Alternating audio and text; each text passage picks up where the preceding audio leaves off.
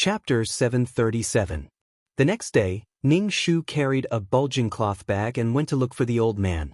The cloth bag was filled with tools for exorcism, such as a peach with sword, talismans, cinnabar brushes, and all kinds of things. The bag was stuffed to the brim. When he arrived at the main hall, the old man was burning incense for the 3 pure ones. Ning Shu also took an incense stick and burned it. The old man turned to look at Ning Shu and said with a smile, "Girl, be careful on your trip." Ning Shu said, "I know. Master, you have to take care too." The old man took the compass and handed it to Ning Shu. "This is a Dharma artifact left behind by the founder. This is the only Dharma artifact left in our sect." Ning Shu hurriedly waved his hand. "Master, there's no need to give me the compass. This is something used by the founder." The compass was heavy and had a sense of mystery. At a glance, it was obvious that it had a long history. What if she broke it? In the plot, Tao Qin relied on this compass and her soul was attached to it. That was why Feng Yin didn't devour her soul power. Otherwise, she wouldn't even have the chance to offer her soul to counterattack. She relied on the power of the compass to protect her soul. The old man stuffed the compass into Ning Shu's hands. "All right, just keep it." Then, he gave Ning Shu a cloth bag. Ning Shu took it and saw that it was filled with dry biscuits. Seeing so many biscuits, Ning Shu had a bad feeling. "Master, you've spent a lot of money preparing so many biscuits for me," Ning Shu said. "It's not much. Save them for the journey," the old man said. "Ning Shu, can I walk there?" "Master, can't you give me some money for the fare?" Ning Shu thought about walking to the big city with 2 legs. He wanted to die. The old man said very straightforwardly, "We have money at home. In our line of work, we can get money wherever we go." "But can the possessed person over there wait?" Ning Shu said unhappily. "Mu Yi, I'm an acquaintance of his. I've given him some talismans in the past. They can last for a while." The old man countered the old man's words. Anyway, he just wanted money. Ning Shu was speechless. Ning Shu knelt down and kowtowed to the old man, saying, "Master, take care of yourself. When you get there, go to this address and find an acquaintance of mine." The old man handed Ning Shu a piece of paper with the address written on it. Ning Shu put away the paper and turned around to leave the hall. He even turned back to look at the old man in the hall. His heart was pounding, and he didn't know if he would be able to come back. He had embarked on the journey of destiny. "Senior apprentice sister, wait a moment." Ning Shu had just left the monastery when he heard Tao Xing's voice. Tao Xing ran in front of Ning Shu and gave him a bag of fruits. He said, "Eat this if you are thirsty on the way." Ning Shu took it with a smile. "Thank you, junior apprentice brother." Ning Shu took the big and small bags and left. Ning Shu's heart was filled with bitterness. Could it be that she really had to walk to H City on foot? Walking on the dusty road, Ning Shu finally reached the county. He decided to find a business to get money to go to the city. "Big brother, I see that your glabella is dark. Recently, crazy, you didn't take your medicine?" Ning Shu was speechless. "Miss, I see that your glabella is dark, and your face is gloomy. Who are you calling miss?" "Call me miss again." Ning Shu was speechless. Why was it so difficult to do business now? In the end, Ning Shu found a business. It was a child crying at night. A 5-month-old child would cry all night long at night. It was heart-wrenching. He had lost his soul. Ning Shu took a pair of chopsticks and inserted them into a bowl filled with water. He asked the child's relatives to call the child's name and call the child's name on the road near home. After being busy for a while, Ning Shu ate a sumptuous meal at the host's house and gave some money. Ning Shu used the money to take a long-distance bus to H City. H City was a big city with many tall buildings. When Ning Shu got off the bus, he realized that his clothes did not fit in with Gij. It was obvious that he was from the countryside. Ning Shu did not care. He took out the address and called for a taxi to take him to this place. The address was in a wealthy district. Ning Shu was stopped by the security and could not enter. Moreover, Ning Shu did not have the money to pay for the taxi. Bitter. Ning Shu said to the security guard, "Hello, I'm looking for Mr. Xie Weiming. Please inform him that I'm Tao Cheng's disciple." The security guard looked at Ning Shu from head to toe. He was dressed like a country bumpkin with a cloth bag and his shoes were stained with yellow sand. He did not look like someone who had anything to do with the wealthy district. Ning Shu naturally saw the disdain in the security guard's eyes. He said, "I'm here to do something for Mr. Xie. If you delay Mr. Xie's matter, you might not be able to keep your job. It's fine to call and ask." The security guard slowly dialed the number. Ning Shu stood there and waited. He said to the taxi driver, "Wait a moment. Someone will pay soon." The driver rolled his eyes and could only wait. Not long after the security guard made the call, a middle-aged man came out. His eyebrows were filled with worry and anxiety. His eyebrows were tightly knitted.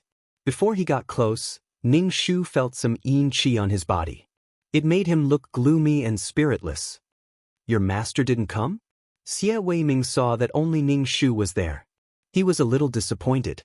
Then he saw the young Chi Hai with the rustic bangs, which made him look even younger. He was even more disappointed. Ning Shu said, "Mr. Xie, help me pay the fare first. I don't have money." Xie Weiming paid the fare and said to the security guard, "Don't stop her in the future." Xie Weiming took Ning Shu to the villa. As soon as they walked into the living room, Ning Shu felt that the villa was full of yin qi. Ning Shu took out a piece of talisman paper and handed it to Xie Weiming. "Take this with you." Xie Weiming thanked him and folded the talisman paper and put it in his pocket. He did not know if it was a psychological effect, but Xie Weiming felt that his mind was clear and he was not so tired. "Little immortal, let's go see my son first," Xie Weiming said to Ning Shu anxiously. Ning Shu nodded and followed Xie Weiming to his son's room. The door was covered with talisman paper. Ning Shu frowned. Each talisman paper had a different purpose. It was easy to get into trouble by blindly pasting talisman paper. "Tear the talisman paper on the door," Ning Shu said. Xie Weiming immediately tore the talisman paper. Ning Shu pushed the door open and suddenly felt a chill go straight into his body. He had goosebumps and the room was filled with a strange smell. The room was very dark. The window was not open and the curtains blocked the light. Ning Shu took a while to adapt to the darkness. He looked around the room. The room's walls, furniture, and bedside were all pasted with talisman paper. A young man was tied to the bed.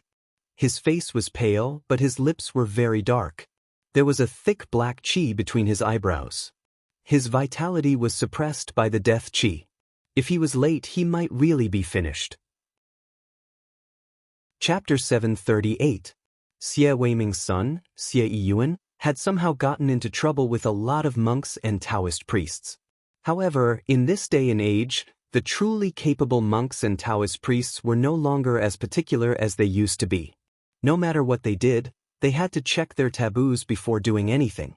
Xie Weiming had written to the old man many times, asking him to save his son. Xie Weiming had no confidence in Ning Shu, but her son was in such a state. She could only try her best. If she couldn't handle it, she would definitely call her master over. Ning Shu took out a talisman paper and held it between his fingers. The talisman paper ignited a flame to disperse the yin qi in the house. Then he walked into the house. Ning Shu opened the curtains. Bright light suddenly projected into the house and shone on Xie Yiyuan, who was lying on the bed. Ning Shu didn't see Xie Yiyuan's condition before it was dark in the house. Now, he saw that his face was bruised and there was a gauze on his forehead. Due to the strong light, he was very uncomfortable.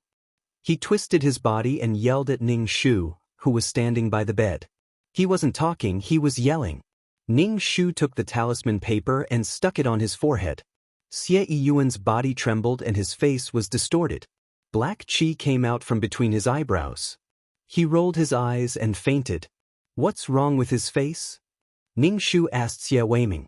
Xie Weiming sighed and said, "If we don't tie him up, he will hit the wall and jump off the building. He is very afraid of light. He doesn't know what to do when we open the curtains." Ning Shu didn't care about the fainted Xie Yiyuan. Instead, he took out the compass and checked the feng shui of the villa to see if there was anything wrong. Nowadays, people rarely paid attention to the feng shui of yang houses. Sometimes, when people lived in yang houses, it was easy for something to happen at home. That was how haunted houses came to be. People who died in haunted houses gathered resentment. If someone moved into such a house, it was most likely because they couldn't figure it out and wanted to die. Ning Shu's feng shui was only at a passing level. He could tell whether something was good or bad. However, he didn't have the ability to change the feng shui with an object. There was no problem with Xie Weiming's feng shui. Usually, the rich were very particular about it because the slightest bit of carelessness would cause them to go bankrupt.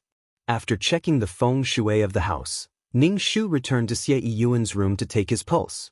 Xie Yiyuan was not possessed by a ghost. Instead, the evil spirit had entered his body, causing his body to be in a very chaotic state. His internal organs and magnetic fields were affected by the evil spirit.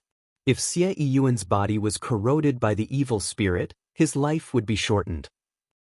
Ning Shu took off the cloth bag on his body and took out willow leaves, calamus, and various other exorcism items.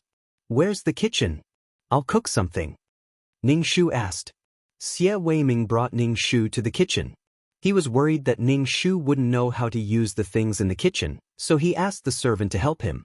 Ning Shu didn't use tap water to cook. Instead, he used the rootless water in the Taoist temple. The rootless water was rainwater that didn't fall to the ground. Ning Shu waited until the clay pot was bubbling.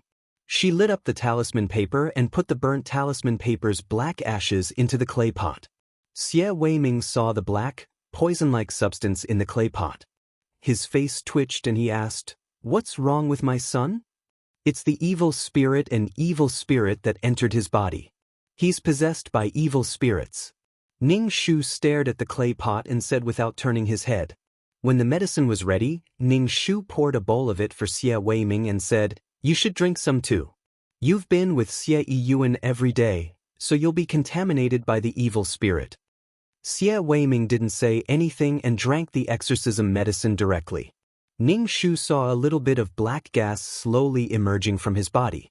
Although the evil spirit didn't enter Xie Weiming's body, he had been contaminated by this gloomy aura.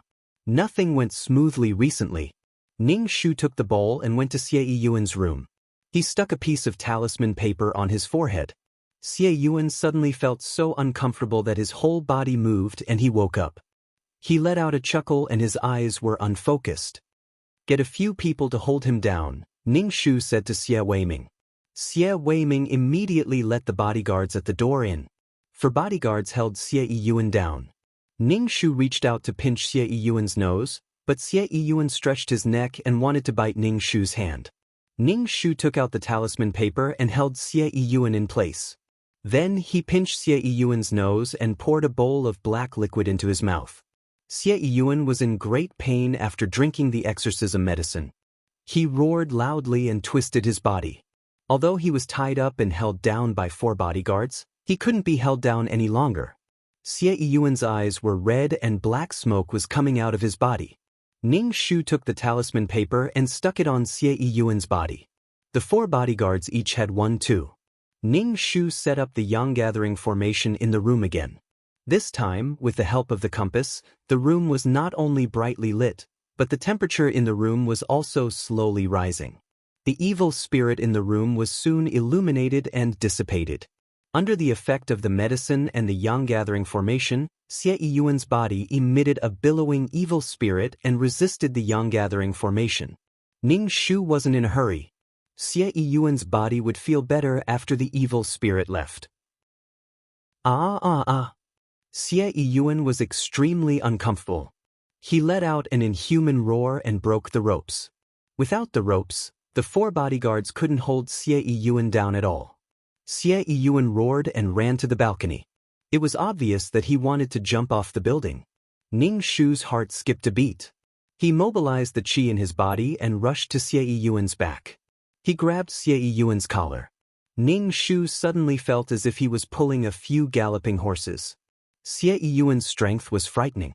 If Ning Shu hadn't practiced peerless martial arts, he would have been pulled off the balcony by Xie Yiyuan. Ning Shu hugged Xie Yiyuan's waist and threw him over his shoulder.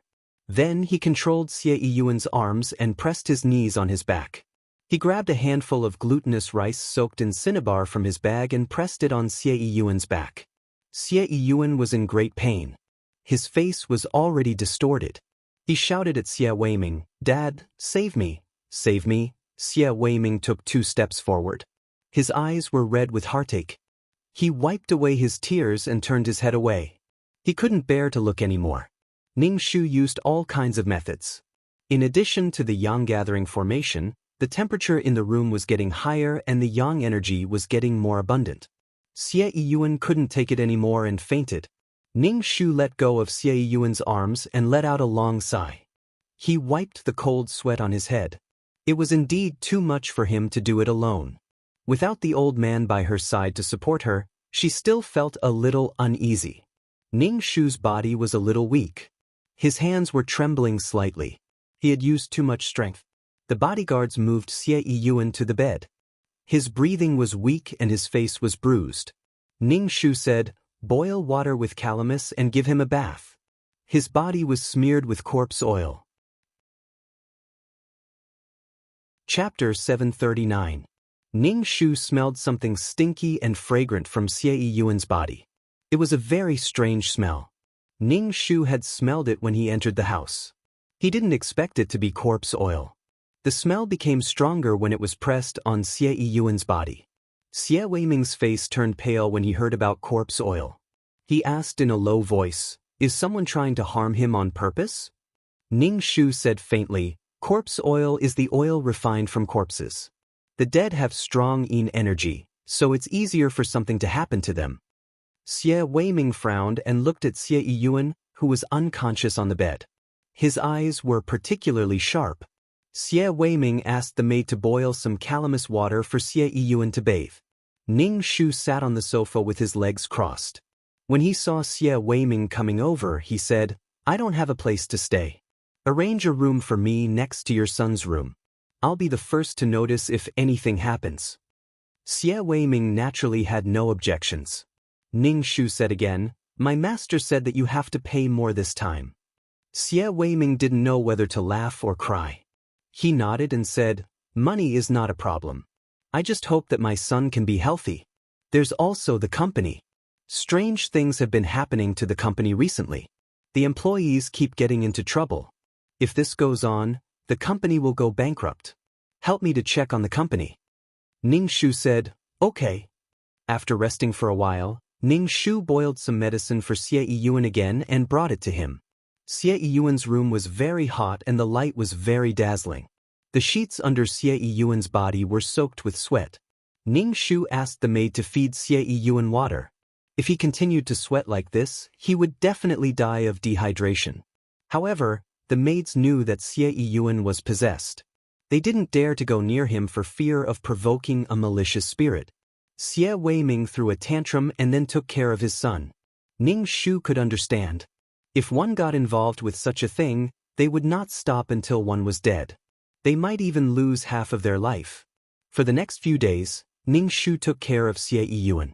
Xie Yiyuan's pulse was not as messy as it used to be after taking some medicine. Xie Yiyuan didn't have any extreme reaction when the talisman was pasted on his body. It was obvious that the baleful qi and yin qi in his body were almost gone. However, Xie Yiyuan's body had to be nursed back to health. Otherwise, it would collapse. Xie Weiming saw that his son was much more normal. He wasn't as crazy as before, wanting to commit suicide at the slightest provocation. Xie Yiyuan's mind was much clearer now. Xie Weiming breathed a sigh of relief as he could recognize people when he woke up. During this period of time, Xie Weiming had suffered greatly. His wife had died early, leaving behind his only child. His son had returned from studying abroad half a year ago and had started to manage the company. He had not expected such a thing to happen. Xie Weiming saw that Ning Shu had some ability, so he praised the old man in front of Ning Shu, saying that the old man was a great teacher and had a great disciple. Xie Weiming wanted Ning Shu to go to his company to have a look.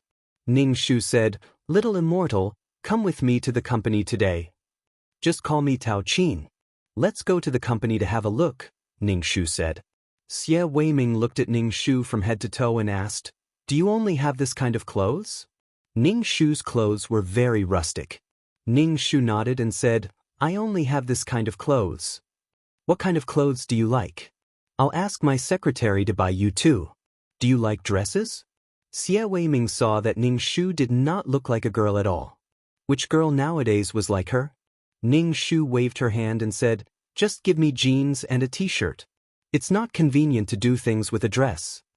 Xie Weiming asked his secretary to buy clothes suitable for young girls. Ning Shu changed into jeans and a t-shirt and tied her hair into a bun. Then, she only took the cow tears and got into the car with Xie Weiming to the company. Xie Weiming's company was a big company.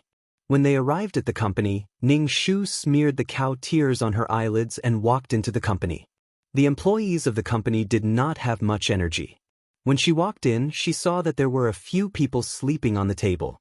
Ning Shu blinked and saw a female employee standing in front of the printer to print something. However, there was a ghost standing behind her. The ghost stared at her and even lifted her hair to the tip of its nose to smell it. The female employee took the printed thing and turned around. She brushed past the ghost behind her. There was really a ghost in this company. In broad daylight, so many people and ghosts dared to appear. Anyway, the whole company had a gloomy atmosphere and a familiar murderous aura. The ghost did not follow the female employee. Instead, it went to play tricks on others. For example, a male employee was pouring water. However, for some reason, the cup flipped over and the water splashed on his crotch. The man was scalded and jumped. Then, the ghost was gloating at the side. Or there was a sudden power outage. Many employees did not have time to save their work information. Once the power went out, there were cries of pain. The ghost held its stomach and laughed wildly. Ning Shu looked at it. It was about 20 years old. It looked very young and was very mischievous. Ning Shu looked at it coldly. When the ghost saw that Ning Shu was staring at it, it floated in front of Ning Shu. Ning Shu suddenly felt a chill. He felt as if he had entered a freezer. The ghost waved its hand in front of Ning Shu. "Can you see me?" Ning Shu turned and left. Now was not the time to teach it a lesson. Ning Shu followed Xie Weiming around the company. When they brushed past a woman, Ning Shu's nose twitched. This woman was wearing a corset dress that made her waist look very thin. She was a delicate and beautiful woman. Her face was rosy and radiant. Most importantly, there was a hint of lust on her body. Something ambiguous and indescribable must have happened not long ago. This woman was Song Shihan. When the ghost saw Song Shihan, he even took the initiative to wipe the chair for her. Of course, he could not wipe it at all. His hand went through the chair. Song Shihan seemed to be able to see the ghost. She even smiled at him. He was so attentive. Their relationship was not shallow. Ning Shu looked at the ghost and was puzzled. This was Feng Yin. It couldn't be. Didn't they say that Feng Yin was the best in the world? How could he be like this? This ghost could only be considered good-looking. Ning Shu was puzzled when he saw a man in red appear beside Song Shihan. This man was wearing an ancient red shirt and his hair was loose. His hands were slightly tucked in his sleeves. He had an outstanding aura. He was like a dragon and a phoenix. His hair was slanted to his temples. His eyes were handsome and his eyebrows were like a painting. His looks were natural and elegant. He was so beautiful that he could topple cities. He was like a man who had walked out of a painting and traveled through thousands of years. He had an air of nobility about him. He seemed to have the elegance of a scholar from the Wei and Jin dynasties. His red shirt was like a raging fire. It made him look even more unruly and elegant. Ning Shu narrowed his eyes. He felt that his eyes were about to be burned by the man's red shirt. This man must be Feng Yin. His every move was elegant. His every word was elegant. He was peerless and unparalleled. Chapter 740. Ning Shu finally understood why the mission takers had fallen for Feng Yin's charms. She was indeed heaven-defying, elegant, and beautiful. She was a gorgeous ghost. Look at her bright red clothes. So what if she was a ghost because she was handsome? Appearance was the way to go. Normal humans could no longer be the male lead. Now, men with such heavy tastes were almost inhuman. Feng Yin bent down slightly and whispered into Song Shihan's ear. No one knew what he said, but Song Shihan blushed shyly. Her face was red, and to others she looked baffled. Song Shihan was the only one blushing. Crazy. Feng Yin felt Ning Shu sizing him up. He turned around and narrowed his eyes. Damn, it was suffocating to look at him from the front. Just like Tao Qin said, this girl was so handsome. When Feng Yin looked at Ning Shu felt as if a bucket of ice water had been poured over him. His body turned into an ice pillar. Ning Shu looked behind Feng Yin with unfocused eyes. He didn't want to meet Feng Yin's eyes to prove that he wasn't looking at him. He couldn't alert the enemy now. Feng Yin casually retracted his gaze and sat beside Song Shihan's chair. He propped his chin up with his hand and lazily watched Song Shihan work. His eyes were full of love. His posture was elegant and lazy. In short, he was extremely charming. Tao Qin. Xie Weiming looked at Ning Shu. Ning Shu followed Xie Weiming into the office. How is it? Xie Weiming asked Ning Shu. Ning Shu shook his head and said, let's talk when we get back. Xie Weiming saw Ning Shu's serious expression and didn't ask further. Once they got home, he asked Ning Shu, how's the company? There's a ghost. Ning Shu stretched out a finger. After thinking for a while, he stretched out another finger. What do you mean? Xie Weiming didn't understand. There's a not-so-powerful ghost. He's the one behind all the strange things in the company. Ning Shu said, there's another ghost, and it's very powerful. I might not be able to deal with it, so I'll have to think about it carefully. Feng Yin was a ghost who had lived for 1,000 years. He would not play pranks on others. His heart and eyes were filled with Song Shihan. If he wanted to make a move, he would either kill them or cripple them. Xie Weiming furrowed his brows. The company used to be fine. How did we get involved with something like this? Because Song Shihan was in the company. Now, Feng Yin was inseparable from Song Shihan. Besides, the jade pendant was still with Song Shihan. Xie Weiming Ning Shu said, why don't you call your master over? Ning Shu shook his head. My master can't leave. He won't come. Xie Weiming sighed and fidgeted with his hair. What's the reason?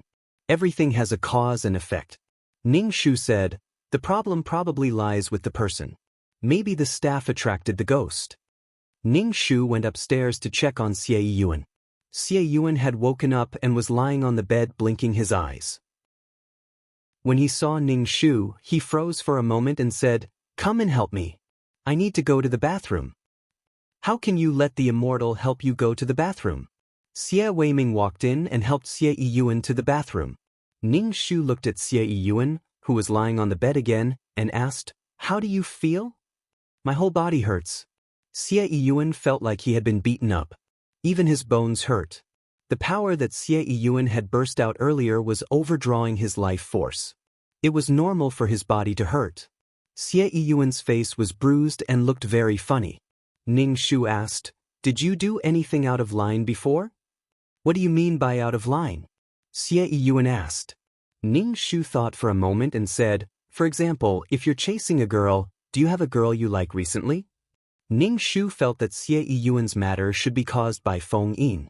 Even if it wasn't Feng Yin, it should be another ghost following Feng Yin around. Xie Yuan thought for a moment and said, I'm chasing a girl. Who's it? Xie Weiming gritted his teeth and asked. It's the clerk, Song Shihan. She's pretty and gentle. Xie Yuan's eyes were smiling when he talked about Song Shihan. Ning Shu was speechless. You don't even have a chance to be reincarnated if you covet Feng Yin's woman. Xie Weiming immediately said, I'll fire this woman. Don't. Ning Shu quickly stopped him. You'll only provoke conflict if you do that. Anyone who dared to fire Feng Yin's woman should wait for their family to be destroyed. Feng Yin was a very domineering person. Coupled with his powerful abilities, he didn't care about others at all. As long as Song Shihan was hurt, these people would usually die miserably. Then who put the corpse oil on Xie Yuan's body? Could it be Song Shihan? That was impossible. Song Shihan was a beautiful white lotus. She was elegant and refined. She wouldn't do such a thing. In the plot, Song Shihan's female boss was jealous of Song Shihan's good looks. She always made things difficult for Song Shihan and was haunted by ghosts. Terrifying supernatural events happened every day. The female boss was so scared that she almost lost her mind.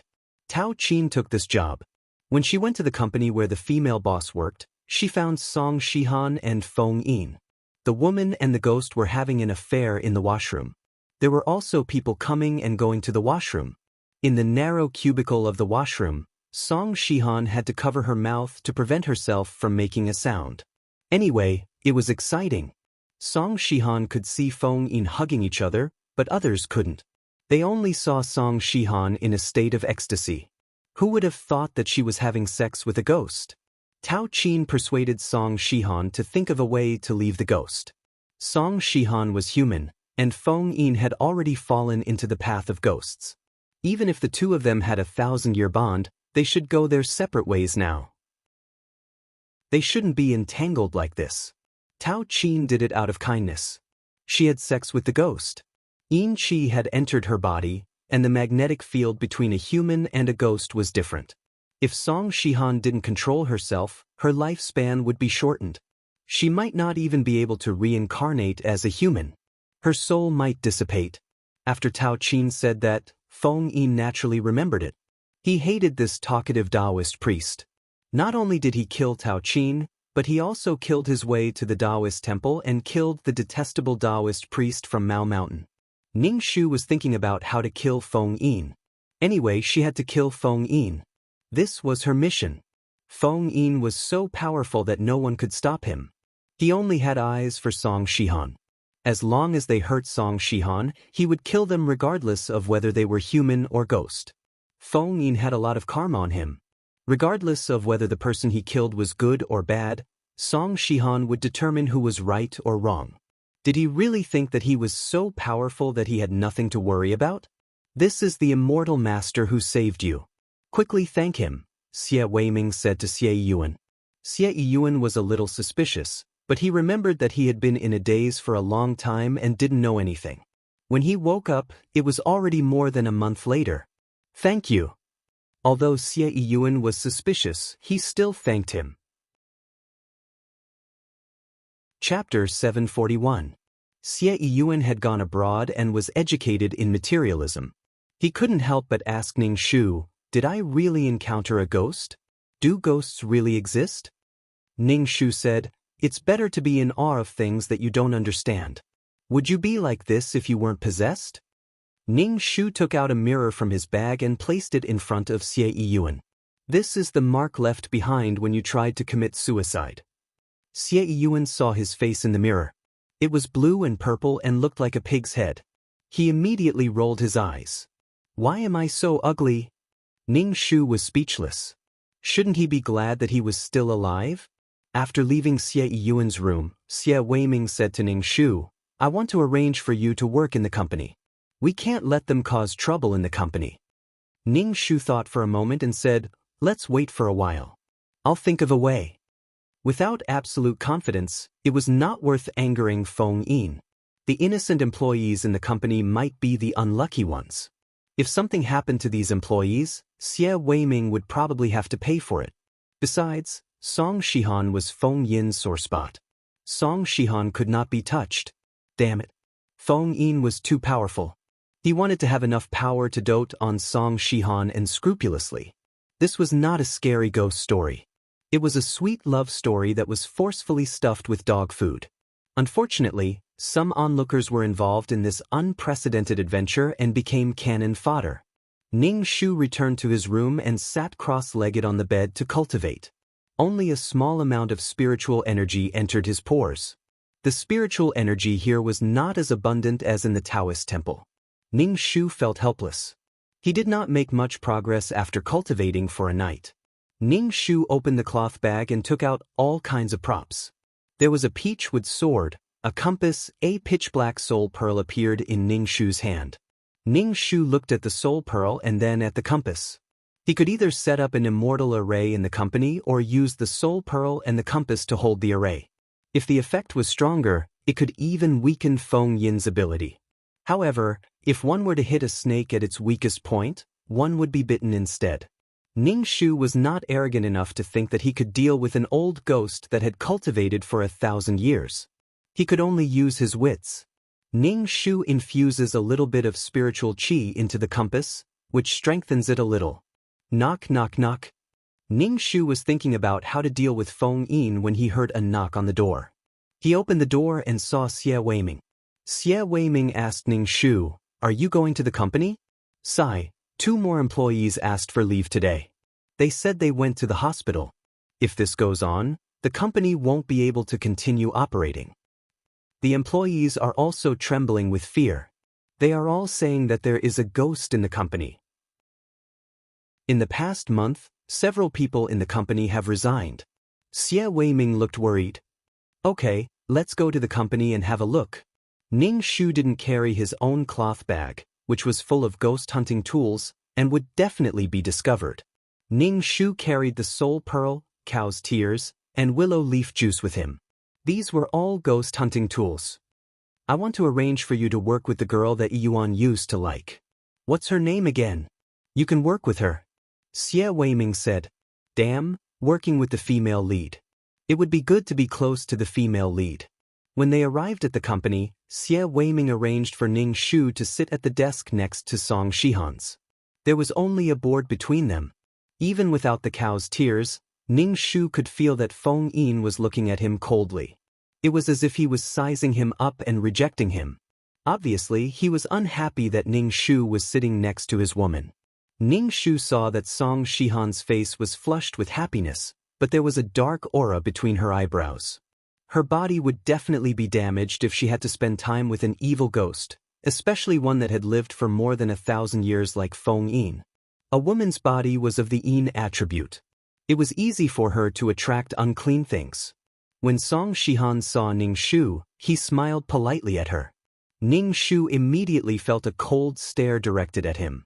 Jealousy. Song Shihan couldn't even smile at a woman. Ning Shu sat next to Song Shihan. From time to time, he could hear Song Shihan talking to herself softly. Sometimes, he could hear her stifled laughter. Clearly, she was talking to Feng Yin.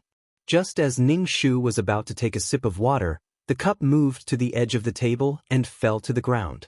The cup broke into pieces. Ning Shu pursed his lips. Seeing that everyone was looking at him, Ning Shu bent down to pick up the broken pieces and threw them into the bin. Without thinking, he knew who had done it. This ghost was Feng Yin's errand boy. He relied on Feng Yin's power to play tricks on the people in the company, causing them to become crazy. In the beginning, Song Shihan would tell Feng Yin not to do this. Feng Yin didn't care and said that it was fine. Song Shihan thought about how this ghost was by Feng Yin's side. He was very mischievous and didn't have any malicious intentions. She was used to his pranks. Ning Shu pursed his lips and glanced at Song Shihan. He felt speechless. The company paid Song Shihan a salary and let her work to support herself. She brought the ghost to the company and even allowed him to make fun of her colleagues. She was a white lotus, but she wasn't a saint. Moreover, her worldview was very strange. She would even sympathize with a very pitiful ghost. She didn't act like this even when she met a pitiful person. Indeed, if you marry a chicken, you have to follow the chicken. If you marry a dog, you have to follow the dog. Ning Shu discreetly smeared the cow's tears on his eyelids. He saw the ghost who liked to play pranks looking at him smugly. He had a smug look on his face. Ning Shu took out a folded talisman paper. He deliberately used his hand to hold the talisman paper and slid it across the ghost's body. The ghost's body was touched by Ning Shu's talisman paper. Immediately, black smoke came out of it. He jumped and shouted, causing the lights in the company to be turned off and on again. The lights in the lights were sizzling. Ning Shu was shocked. He said to the extremely calm Song Shihan, "Is this company really unclean?" Ning Shu saw Feng Yin, who was dressed in red, sitting next to Song Shihan. Ning Shu had to pretend that he didn't see him at all. He didn't see. Feng Yin was looking at Song Shihan with an extremely affectionate gaze. The ghost was hurt by Ning Shu's talisman paper, but he didn't care. Ning Shu handed the talisman paper to Song Shihan and said, "I heard that this company is unclean. I specially went to ask for an amulet. This is for you." "Thank you, but it's okay," Song Shihan said. She didn't need the possession amulet at all. Song Shihan muttered softly, Does wearing this mean that I can't get close to you? Ning Shu's ears twitched. He knew that she was talking to Feng Yin, who was sitting next to her. This kind of thing is useless to me. Don't worry, Feng Yin said calmly. His voice was elegant and gentle, causing Song Shihan's ears to turn red. Ning Shu took out another folded talisman paper and said, I asked for a few of them. I'll give you one for self-defense. In the future, I'll look forward to working with you. Song Shihan said, It's okay. You were brought here by the company's boss. No one will dare to make things difficult for you. Ning Shu raised his eyebrows. These words had many meanings and were very complicated. What did she mean? Chapter 742. Ning Shu didn't take out the talisman to give it to Song Shihan, nor did he expect Song Shihan to accept it. He just wanted to deal with the ghost that had teased them earlier. The ghost was stained by the talisman, and its body emitted a black aura. Even its soul looked a little transparent. At this moment, it was glaring fiercely at Ning Shu. Ning Shu rushed over, but Ning Shu's expression didn't change. He held the talisman in his hand and stopped the ghost in its tracks. When Song Shihan saw this scene and saw that the talisman in Ning Shu's hand really had a restraining effect on ghosts, she couldn't help but frown. Ning Shu said, Talismans are just superstitions. What era are we in now? Ning Shu was speechless. You have a ghost by your side, and you're still talking about superstitions? Girl, you can't lie through your teeth like that. Ning Shu waved the talisman in his hand and made the ghost take a few steps away from Ning Shu. With this thing, it can ward off ghosts and evil spirits. It's good to have it with you. Do you want it?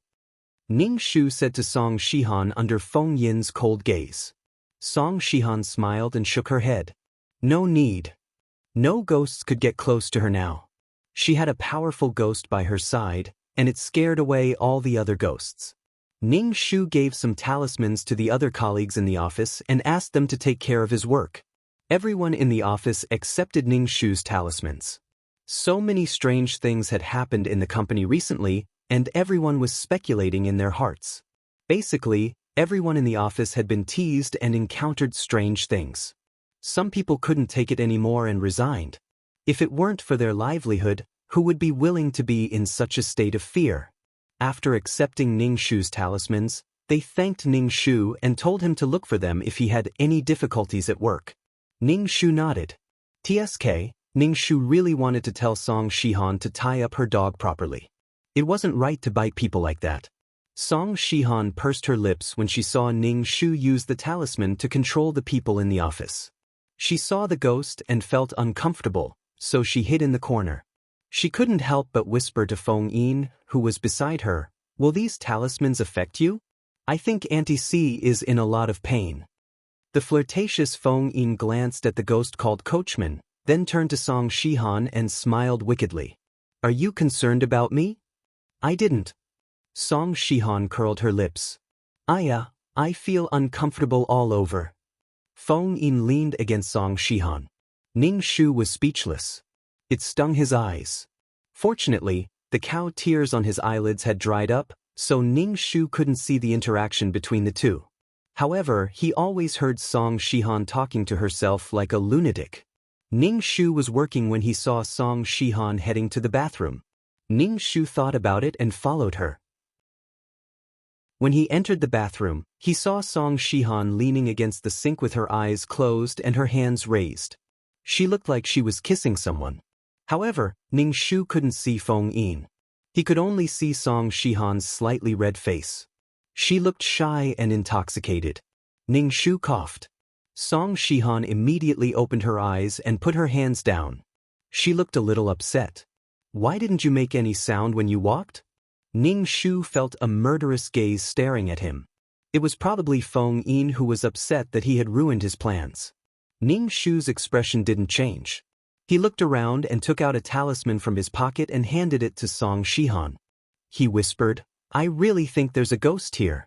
I don't know why, but it feels eerie. Song Shihan glanced at Feng Jin, who was standing there with a vexed and unhappy expression. She felt an inexplicable sweetness in her heart. A man like this was by her side, protecting her and loving her. She was a little disdainful of the talisman Ning Shu gave her. She said, "There are good people. Even if there are ghosts, there are good and bad people. I don't need this talisman." Ning Shu was speechless. This girl had a strange worldview. Why did she always side with ghosts? The ghost Tao was the same as the human Tao. They both had their own rules. There were good and bad people, and ghosts were definitely good and bad. However, it was impossible to cross the line. Besides, how could you be so sure that the ghost you met was a good one? If it weren't for the Ghost King by her side, Song Shihan's current body, which was filled with yin qi, would have become the target of many ghosts coveting her body and wanting to possess it. Ning Shu's face twitched. He stuffed the talisman into Song Shihan's hands. "You can't go wrong with this for self-defense." Ning Shu stuffed the talisman into Song Shihan's hands and turned to leave. Song Shihan glanced at the talisman in her hands. She looked at Feng Yin and said, "I suddenly feel that these people are really annoying. I want to be with you. It doesn't matter if you're a human or a ghost. A human's heart is much scarier than a ghost's." Feng Yin frowned and said, "But we're humans and ghosts after all. This isn't good for your health." Song Shihan hugged Feng Yin's waist tightly and said, "I'm willing to pay any price to be with you. No one can separate us." Feng Yin smiled.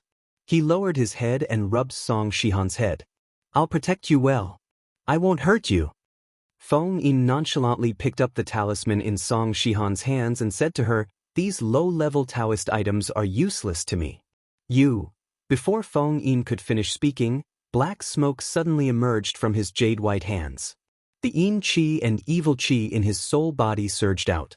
Song Shihan felt as if her body had fallen into an ice cellar when she was surrounded by such an intense evil qi. However, she didn't care about herself. She hurriedly shouted at Feng Yin, "Feng Yin, what's wrong? What's wrong with you?" Feng Yin's jade-like face was filled with evil qi. His eyebrows looked even more handsome. His eyes were red and his lips were dark purple. He looked unusually evil. Feng Yin wanted to throw away the burning talisman in his hands. However, there was a force in the talisman. A force of origin energy flowed into his body. Feng Yin frowned and threw away the talisman in his hands. However, Feng Yin felt very uncomfortable in his soul body. Song Shihan picked up the talisman that Feng Yin had thrown away. She opened it and saw that there was nothing on it. Song Shihan had seen red cinnabar earlier. Why was it gone now? Song Shihan looked at Feng Yin and asked worriedly, "Are you okay?" Feng Yin smiled at Song Shihan comfortingly. His eyes were as dark as ink. His smile was even more charming. He said, "I'm fine. Don't worry." Song Shihan only saw Feng Yin's smile. Although they were together, she still couldn't resist Feng Yin's charm. Sometimes, Song Shihan would wonder why Feng Yin was so good to her. After returning to the office, Ning Shu secretly wiped the cow's tears on his eyelids. He saw the ghost called Coachman hiding in a dark corner. It was probably because everyone in the office had a talisman each. Furthermore, he had been injured by Ning Shu's talisman earlier. He didn't dare to play pranks as he pleased anymore. However, Coachman was glaring at Ning Shu angrily. Ning Shu was expressionless and pretended not to see him. Female boss. Chapter 743. Ning Shu couldn't figure out why Song Shihan would allow the coachman to tease the people in the company like this. What good would it do her? This was something that could be solved with just a word from her. She probably treated the coachman as her younger brother and was just being naughty. Moreover, the people she was teasing were colleagues who didn't get along with her. Song Shihan just let it be. Ning Shu saw Song Shihan come back from the bathroom. Her face was a little pale, and there was a dark aura between her brows. There was also a faint black line in the middle of her forehead. It was obvious that the evil aura had entered her body. Her body couldn't withstand the sweet interaction with Feng Yin, who had cultivated for 1,000 years and had evil aura and yin aura as his body. Kissing or doing indescribable things was the price of overdrawing one's life. It looked sweet, but what awaited Song Shihan in the future was her soul being scattered. Tao Qin died early, so she didn't know how Song Shihan and Feng Yin resolved this conflict. Song Shihan and Feng Yin were the male and female leads of this world. They wouldn't separate easily. Ning Shu said to Song Shihan sneakily, "You have to keep the talisman I gave you well. It's really useful." Song Shihan's expression wasn't very good. Although she didn't know if what had happened just now had hurt Feng Yin, seeing Feng Yin's bad expression was enough to make Song Shihan feel disgust towards this colleague who had suddenly arrived for no reason. "I don't need it. I'm not afraid of a crooked shadow. I didn't do anything evil. I'm not afraid of ghosts," Song Shihan said angrily. "You're talking about ghosts. You're making everyone restless. Everyone's on tenterhooks." Song Shihan sat in her office chair. It was just a relationship. These people were annoying. So what if they were ghosts? She was willing to be with ghosts. They even insisted on giving her the talisman. What a busybody. Song Shihan looked very irritated and agitated. This was evil aura entering her body and disturbing her magnetic field. Song Shihan couldn't control her emotions now. Ning Shu shrugged. "I'm just saying. Why are you so angry?" "I'm not angry. I just think that you're a strange person," Song Shihan said with some agitation. Feng Yin saw that Song Shihan was angry, so he whispered into her ear, "Shihan, don't be angry. I'm fine. That talisman won't hurt me." Song Shihan's heart ached for Feng Yin. Just now, in the bathroom, Feng Yin's body was emitting a black aura, and his eyes were red. It made Song Shihan especially hate Ning Shu, who had given her the talisman. Feng Yin comforted Song Shihan and nodded at Xiaoxi, who was hiding in the corner. The coachman immediately laughed. Ning Shu revealed a ferocious smile, causing the black aura on his body to thicken. Ning Shu saw this and knew that Feng Yin wanted this ghost to kill him. Ning Shu's expression did not change. He pretended that he did not see anything.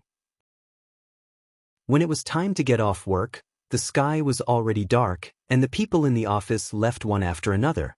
Song Shihan also left, and Feng Yin followed beside her. Feng Yin gave the coachman a look, and the coachman stayed behind. He looked at Ning Shu evilly. Ning Shu packed her things and left the company. She felt a gust of cold air behind her and on her neck. Ning Shu lowered his head and saw a pair of blue hands strangling his neck. The other party was clinging to his body and strangling his neck with all his strength. Ning Shu felt that it was difficult to breathe. He even heard the ghost say, "Why don't you take a look at yourself? How dare you stop Master Feng and Sister Shihan?" Ning Shu was expressionless. He coughed twice and walked to a more remote place. He quickly took out a talisman and stuck it on the ghost's forehead. The coachman immediately let go of Ning Shu's neck and roared. He wanted to take the talisman off his forehead, but when he touched it, there was a sizzling sound and a black aura came out. "I didn't find you. Instead, you found me." Ning Shu held the soul pearl between his fingers. The soul pearl was so black that it was shining. When the coachman saw the soul pearl, his soul trembled slightly. He looked at the soul pearl in shock. Although he did not know what it was, the coachman felt that he had been targeted by something terrifying. The coachman did not care about the talisman on his head. He turned and ran. Ning Shu took out the talisman and chanted an incantation. The talisman flew out and stuck to the coachman's body. Instantly, the coachman was frozen. No matter how hard he struggled, he could not escape. Ning Shu walked over and stuck another talisman on the coachman's body. Black aura came out of the coachman's body. Even his soul became more transparent. The coachman looked at Ning Shu with a twisted face. His eyes were full of hatred. One look and one could tell that he was an evil spirit. Ning Shu ignored his gaze and asked, "Did you do something to Xie Yuan?" The coachman's head was stiff. He ignored Ning Shu's question. Ning Shu was not in a hurry. He took out the talisman and stuck it on the coachman's body. He said calmly, "I don't have many other things, but I have plenty of talismans." When the talisman was stuck on the coachman's body, his face was twisted. Thick black aura came out of his body. Although this ghost was not as strong as Feng Yin, it was still a powerful hostile ghost. It was not as naughty as Song Shihan thought. "You can see me?" The coachman looked at Ning Shu in surprise. He then looked at the talisman in Ning Shu's hand. His face turned pale. "You're a ghost hunter." "I'm a Taoist priest from Mao Mountain," Ning Shu said coldly. Did you do something to Xie Yuan? The coachman sneered. How dare you show off in front of Master Feng with your mediocre skills? You won't even know how you died. I'll make sure you die a horrible death. You won't even have the chance to be a ghost. Ning Shu stuck another talisman on the coachman's body expressionlessly. At the same time, the coachman was in great pain. His spiritual body was getting weaker and weaker. Kill me if you can. The coachman looked at Ning Shu with hatred. His fingernails were getting longer and longer. He was trying hard to break free from Ning Shu's control. Ning Shu stuck another talisman on the coachman. The coachman said painfully, I'm going to kill everyone in that company. None of the Xie family can escape. Ning Shu shrugged and stuck 2 more talismans on the coachman's body.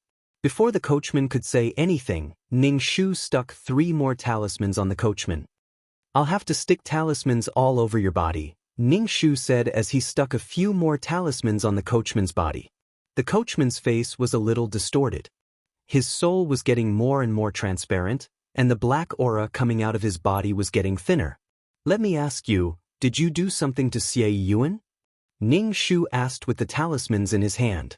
The coachman looked at Ning Shu with hatred. So what if I did?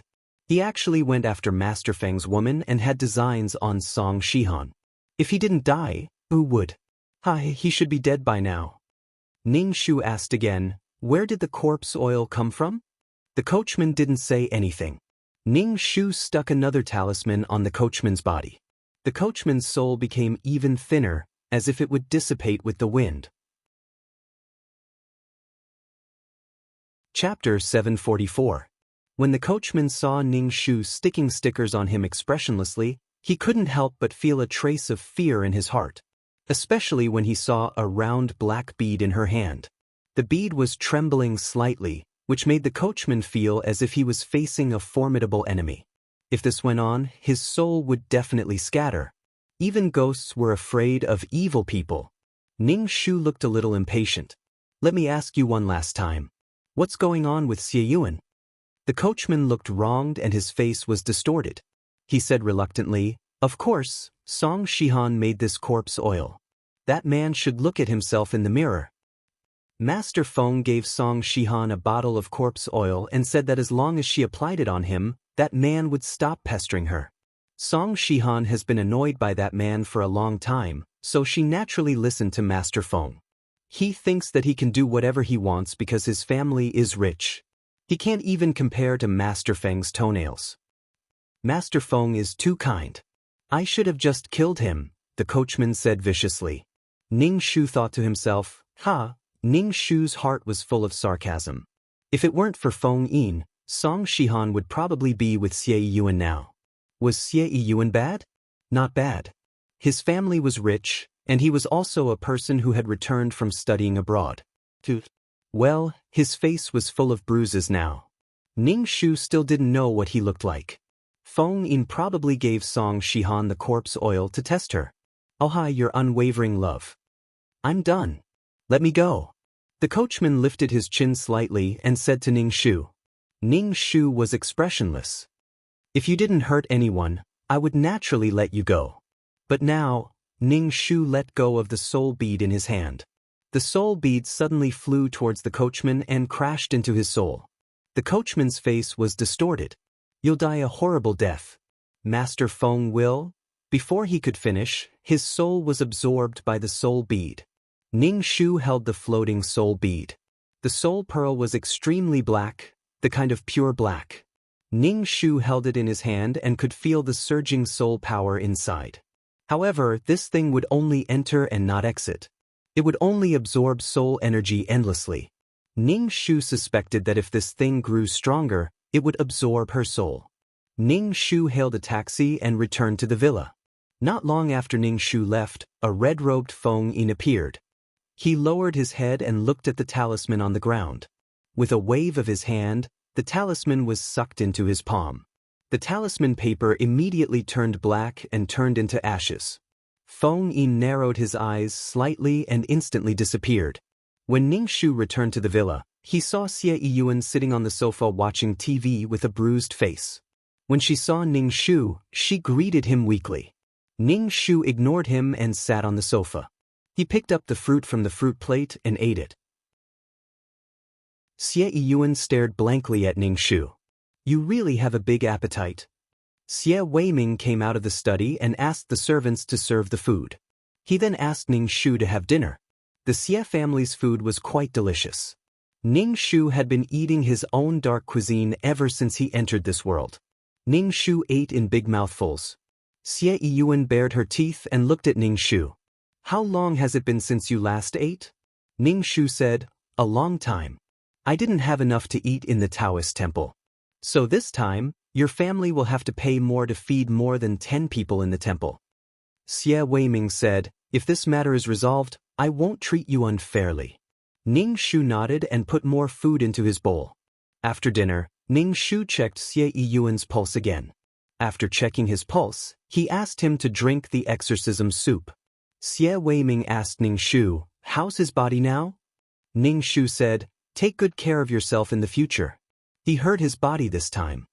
Ning Shu said to Xie Yiyuan, don't even think about chasing the girl in the company. She's already taken. You can't force her. Xie Yiyuan's face darkened. You're interfering in my private life now? How can you say that? Xie Weiming glared at Xie Yiyuan. Then, he turned to Ning Shu and said, how's the situation in the company? Ning Shu said, I've dealt with the ghosts that caused trouble, but the other one is a little difficult. Xie Yiyuan widened her dark eyes and looked at Ning Shu. You make it sound as if it's true. Ning Shu looked at Xie Yiyuan. You still don't learn your lesson after suffering a loss. I really can't believe it. After all, it's something that will shatter my worldview. I have to struggle for a while, Xie Yiyuan said. Ning Shu curled his lips. It's up to you to believe it or not. There are many things in this world that can't be explained. It's necessary to be in awe of the unknown. Xie Yiyuan pursed her lips and didn't say anything. Xie Weiming asked, is the other one really that powerful? The 1,000-year ghost king. Ning Shu said, I can't deal with it for the time being. Even if he had the soul pearl, he might not be able to defeat Feng Yin. Did he think that Feng Yin's 1,000 years of cultivation was a joke? Xie Weiming frowned. Why are these things piling up in the company? Sai, because of love. Ning Shu returned to his room and took out his cloth bag. After thinking for a while, he decided to set up a formation in the company while it was dark. Ning Shu slung the cloth bag over his shoulder and prepared to go to the company. Xie Weiming saw that Ning Shu was about to go out and asked, where are you going? I'm going to the company to do something, Ning Shu said. Xie Yiyuan saw that Ning Shu was carrying a big bag and couldn't help but say, I'm embarrassed to see you so serious. Ning Shu was speechless. I'll go with you and see if we can see the ghost, Xie Yiyuan said. Ning Shu sneered. You'd better stay at home. Your body is weak and sickly. You'll definitely be possessed by the ghost. You're courting death. Go ahead. Xie Weiming glanced at his son and said kindly to Ning Shu. He even asked his chauffeur to send Ning Shu. When they arrived at the company, Ning Shu got out of the car and stuck a talisman on it. He said to the chauffeur, wait for me here. Ning Shu entered the company alone. He took off the cloth bag and took out the soul pearl and the compass passed down by the founder. He would use these two items to hold the formation. Ning Shu recited the incantation and began to set up the formation according to the props given to him by the company. Ning Shu set up two formations. One was the Yang Gathering formation and the other was the Immortal Binding formation. He hoped that these two formations would have a suppressive effect on Feng Yin. Ning Shu placed the soul pearl and the compass on the ceiling and recited the incantation. The formation became visible and then dimmed. In the end, it was hidden. Ning Shu instantly felt that the yang qi in the office was gathering very slowly. Because it was nighttime, the yin qi was already strong. If it was daytime, the yang qi would be abundant. After doing these things, Ning Shu went downstairs with the cloth bag and got into the car to return to the villa. Master Immortal, can you give me a few protective talismans? Ning Shu asked the chauffeur. I'm willing to pay for them. Ning Shu nodded. Sure. He gave the chauffeur a few talismans. I'll give you a discount. 1,000 yuan. The chauffeur was speechless. After returning to the villa, Ning Shu went back to his room. He took a shower and sat cross-legged on the bed to cultivate. Chapter 745. Fortunately, she had the support of a peerless martial art, which allowed her to cultivate Qi-Jin in the modern world. If it was in the past, she wouldn't have been able to cultivate it at all. During the day, she had interacted with Feng Yin. He was really powerful. He could control and release his evil aura and Yin Qi freely. No matter where he went, there would be evil aura. Ning Shu couldn't help but scratch his head when he thought of Feng Yin. The difference between them was too big. Was it really not against the rules to have such a powerful ability in the modern world? After cultivating for a night, his body cultivated a trace of Qi-Jin. It combined with the Qi-Jin in his Dantian, making the Qi-Jin in his Dantian thicker. Ning Shu stuffed a lot of talismans on his body and took the essential cow tears. Although he could open his third eye by chanting the incantation, it was too tiring. Ning Shu went downstairs and ate breakfast before heading to the office. Walking into the office, Ning Shu felt that the office wasn't as gloomy as before. The employees also didn't have that gloomy aura. When Ning Shu arrived at her office, she saw that Song Shihan's body was emitting a thick black aura. She slept with ghosts every day, and it was a 1,000-year-old ghost king. Her body would definitely be stained with evil aura and Yin Qi. Now that there was a Yang gathering array in the office, there was sufficient Yang Qi. The Yin Qi and Yang Qi on her body would definitely restrain each other. Ning Shu looked around and didn't see Feng Yin. He was a little curious about where Feng Yin had gone. Under the illumination of the Yang Qi, Song Shihan's face was a little pale.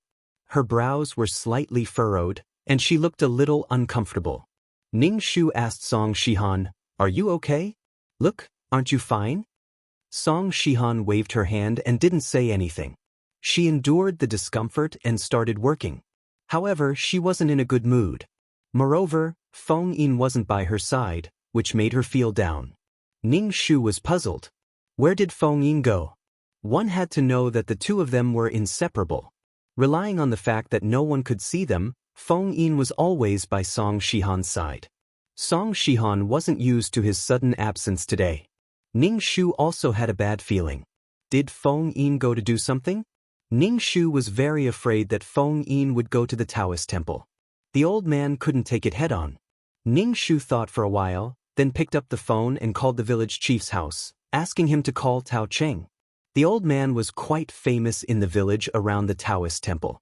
After waiting for a long time, Ning Shu called the old man. Hearing the old man's voice on the other side of the phone, Ning Shu heaved a sigh of relief. Ning Shu told the old man about what had happened to him, emphasizing on Ghost King Feng Yin. Ning Shu was afraid that he would anger Feng Yin and bring bad luck to the entire Taoist temple. Ning Shu wanted the old man to take the disciples and hide. Although she didn't know if Feng Yin knew that she was a Taoist priest, Ning Shu didn't dare to take the risk. If the sect was destroyed, how could she make a comeback? Even if Feng Yin died in the end, this mission might still fail. What Tao Qin was most upset about was the death of her master and junior brothers and sisters. Killing Feng Yin was to protect the sect. She didn't want to confuse her priorities. The old man told Ning Shu to be careful.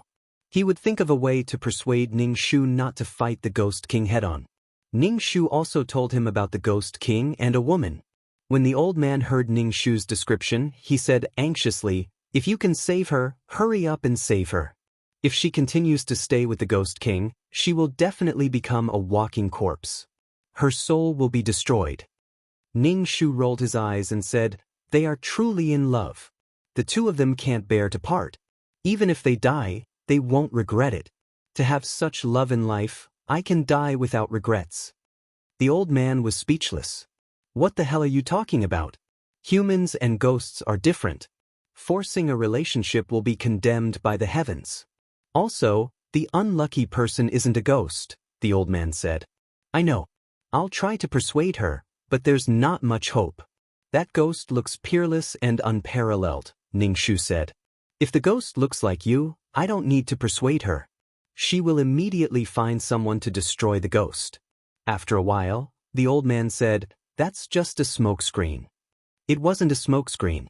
Generally speaking, ghosts would retain their appearance when they were alive after death. This meant that Feng Yin looked like that. "Lass, be careful," the old man instructed Ning Shu. Ning Shu repeated, "Master, you must be careful. Junior brothers and sisters too." The old man nodded and said, "If you encounter a ghost, do so if you can." "Isn't that the job of monks?" Ning Shu said.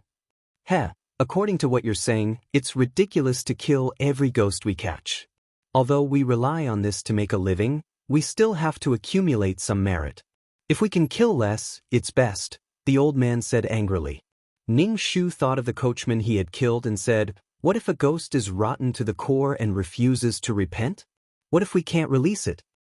What's the point of releasing it if we can't release it?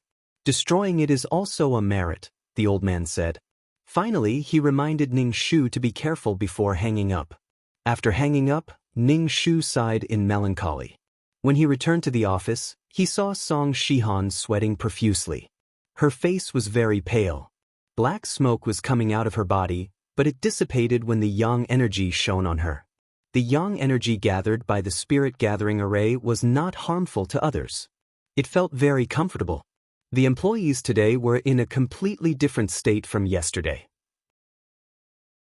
However, the yang energy was painful for Song Shihan. Ning Shu asked Song Shihan, "Are you all right?" Song Shihan did not know what was going on. She felt very uncomfortable staying in the office. She had never felt this way before. Song Shihan could not help but look at the office door, wondering when Feng Yin would appear. Her body was really uncomfortable. Song Shihan leaned on the desk in discomfort. Ning Shu took out a talisman and gave it to Song Shihan. He said, "Take this with you. It's quite useful." Song Shihan did not take the talisman. This kind of talisman would hurt Feng Yin. Seeing that Song Shihan did not want the talisman, Ning Shu did not force her. He put it away. After all, her talisman was not cheap. The servants of the Xie family bought talismans for thousands of yuan each. Moreover, the sales were very good. Even Xie Weiming bought a lot. Song Shihan was in so much pain that the veins on her forehead bulged. She let out a soft moan. Her body was emitting a thick black aura. Ning Shu could not help but raise his eyebrows. There was actually so much yin energy in Song Shihan's body. "Song Shihan, sleep at work. If you don't want to go to work, go home and sleep. Treat the company as your own home." Song Shihan's female superior walked over and knocked on the table. Song Shihan wanted to force herself to sit up straight, but she did not have any strength. She was in so much pain that the world was spinning. It was as if there was a nail drilling into her brain. Song Shihan also felt that her body was out of her control. Her mind was in a mess, and she was in so much pain. Ning Shu saw that his female superior was about to scold Song Shihan, so he quickly said, "Supervisor, she's really not feeling well." So, before Ning Shu could finish, he saw Feng Yin appear behind his female superior. His hair was fluttering, and he was looking at her with bloodshot eyes. Chapter 746. Feng Yin suddenly appeared behind the female boss. His eyes were red, his hair was fluttering, and there was a strong murderous aura around him. However, the female boss was unaware and was still nagging Song Shihan. Feng Yin suddenly pressed his hand on the female boss's head, and an overwhelming murderous aura spread from the top of the female boss's head to her entire body. The female boss froze and her voice stopped abruptly. It was as if she had lost her soul, and her eyes were extremely dull. Ning Shu suddenly grabbed the female boss's arm and pulled her into her office. Feng Yin looked at Ning Shu coldly, but he was worried about his lover and had no time to care about the female boss who had been dragged away by Ning Shu. Ning Shu pulled the female boss to an independent office. The female boss was extremely dazed and her eyes were unfocused. Ning Shu closed the office door and took out a talisman to stick on her forehead. The strong murderous aura around her made Ning Shu a little flustered. If this went on, the female boss would definitely become a zombie. She would have no soul, but her body would still be alive. Ning Shu quickly called Xie Weiming and asked him to come over and take the female boss away. He couldn't do anything in the company. Ning Shu opened the blinds and looked outside the public office. Feng Yin was whispering something into Song Shihan's ear. Feng Yin looked anxious. Song Shihan's face was pale, and even her lips were pale. Feng Yin was even more anxious. He felt that the situation in the company had changed. Why was there so much yang energy? Song Shihan felt uncomfortable because of the yang energy. Feng Yin frowned. If Song Shihan wanted to be with him, the yin energy would definitely enter her body and her soul would dissipate. After thousands of years, he had finally found her. There was no way he was going to let her go, much less let her soul scatter and scatter. Shihan, let's go home first. Let's go home, okay? Feng Yin's tone was extremely gentle. Song Shihan felt cold and hot all over her body. The alternating cold and heat made her feel very uncomfortable. When she heard Feng Yin's words, she picked up her bag from the table and prepared to leave. Song Shihan even had some difficulty standing up. Feng Yin held her waist and Song Shihan's body was almost pressed against Feng Yin's. In the eyes of others, Song Shihan was walking with her body tilted. He staggered, but he didn't fall. When Ning Shu saw that Feng Yin and Song Shihan had left, he took out a few more talismans and stuck them on his superior's body. Without any tools, Ning Shu had no way to expel the evil spirit from her body. Not long after, Xie Weiming came and asked someone to help the female boss out of the office. Ning Shu asked, "What should we do now?" "Back to the villa." "My tools are all in the villa," Ning Shu said as he got into the car. Soon they returned to the villa. Ning Shu went upstairs to get his cloth bag and bumped into Xie Yiyuan. Xie Yiyuan saw his female boss sitting motionlessly on the sofa with her head lowered in the living room and asked, "What's going on?" Ning Shu ignored her. He pulled a table over and made a simple altar. He placed the peachwood sword and willow branch on the table and filled a bowl with glutinous rice soaked in cinnabar. The female boss, who was sitting on the sofa, felt very uncomfortable. She stood up from the sofa and looked around in a daze, wanting to escape. Ning Shu sprinkled the glutinous rice on the ground. When the female boss stepped on it, her feet made a sizzling sound and she immediately retracted her foot.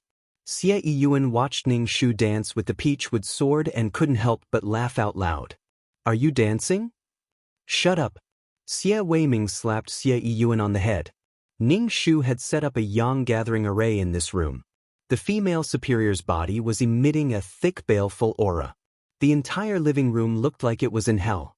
The chilly wind whistled, making it difficult for people to breathe. Ning Shu held a talisman between his fingers and chanted an incantation. The talisman flew toward the female boss and stuck on her body. The female boss raised her head and screamed. The evil spirit on her body became stronger. Ning Shu frowned. Feng Yin was probably too angry, so he was very harsh on his female superior. The murderous aura had seriously corroded the female superior's body. She was afraid that this woman would end up dying early. Feng Yin, he only had eyes for his woman. Everyone else was scum. His woman wouldn't even have the chance to be reincarnated if they offended him. He was so cool. He couldn't tell right from wrong. Although the female boss was wrong, the price she had to pay was a little high. Ning Shu's forehead was covered in cold sweat. He gritted his teeth and performed the incantation.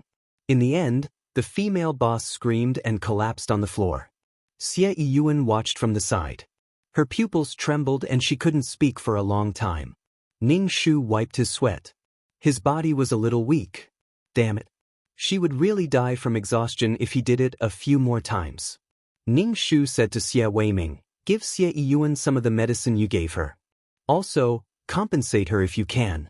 The damage to her body is a little serious." Xie Weiming wiped his face and said gloomily, "What is this? If we don't fire that woman, we don't know what will happen in the future." Ning Shu waved his hand and gulped down a large bottle of water. "She only said that the employee was slacking at work. That's what happened. If you fire her, all the employees in your company will turn into ghosts tomorrow. No, they would only become nourishment for Feng Yin." Xie Weiming's face was distorted. He sighed and said, "What should we do then? Should we call your master over?" Ning Shu shook his head. He wouldn't call the old man over. If he did, what would happen to the children in the Taoist temple? Xie Yuan moved closer to Ning Shu and asked, "What were you doing just now?" The wind was strong and the wind was cold. It was like a special effect. Ning Shu was speechless. Your bad luck is because of your mouth. If you didn't flirt with Song Shihan, you would have been punished by Feng Yin. Song Shihan couldn't stand it and smeared corpse oil on you. Wasn't it because you couldn't take it? Xie Yuan said. The injury on Xie Yuan's face was much better than before. It could also be seen that Xie Yuan looked like a bear. He was quite handsome. Of course, he was far from being comparable to Feng Yin. He had a kind of roguish and yuppie temperament. Ning Shu pursed his lips. He would take Xie Yuan to see a ghost one day and completely shatter his worldview. Xie Weiming gave his female superior nearly 2 months of leave to recuperate and take paid leave. After finishing these things, it was time for dinner. Ning Shu ate 3 bowls of white rice. Xie Yuan was a little speechless. Is your Taoist temple that poor? It was as if he hadn't eaten in 8 lifetimes. Ning Shu felt that Xie Yuan was an eyesore.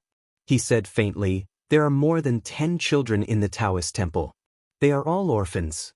It's like an orphanage. How rich can they be if they rely on my master's feng shui, exorcism, and fortune-telling?" Xie Yuan saw that Ning Shu was angry, so she raised her hand and said, "I'm just saying. Don't be angry. I'll raise some donations for your Taoist temple one day as a way to repay you for saving my life." Thank you," Ning Shu said faintly. Chapter 747. While Ning Shu had exorcised the evil, Song Shihan was not feeling well. The yin qi in her body had been stimulated by the yang gathering array. When she returned home, she lay on the bed and felt very uncomfortable. Feng Yin hugged Song Shihan with heartache, but his approach only made things worse for her. Song Shihan was in a daze. The yin qi in Feng Yin's body had entered her body. The yin qi had been corroding Song Shihan's body for a long time. If this continued, her soul would be annihilated and she would become a body without a soul. Song Shihan's eyes were unfocused. She buried herself in Feng Yin's chest and asked in a hoarse voice, "Feng Yin, am I going to die?" "Don't talk nonsense. I won't let anything happen to you." Feng Yin gritted his teeth and said, "You can't die without my permission." Tears fell from the corners of Song Shihan's eyes as she smiled. "I'm already satisfied to have met you in this life. Even if you want me to die now, I'm willing. But I really, really want to be with you." Song Shihan raised her hand and touched Feng Yin's face.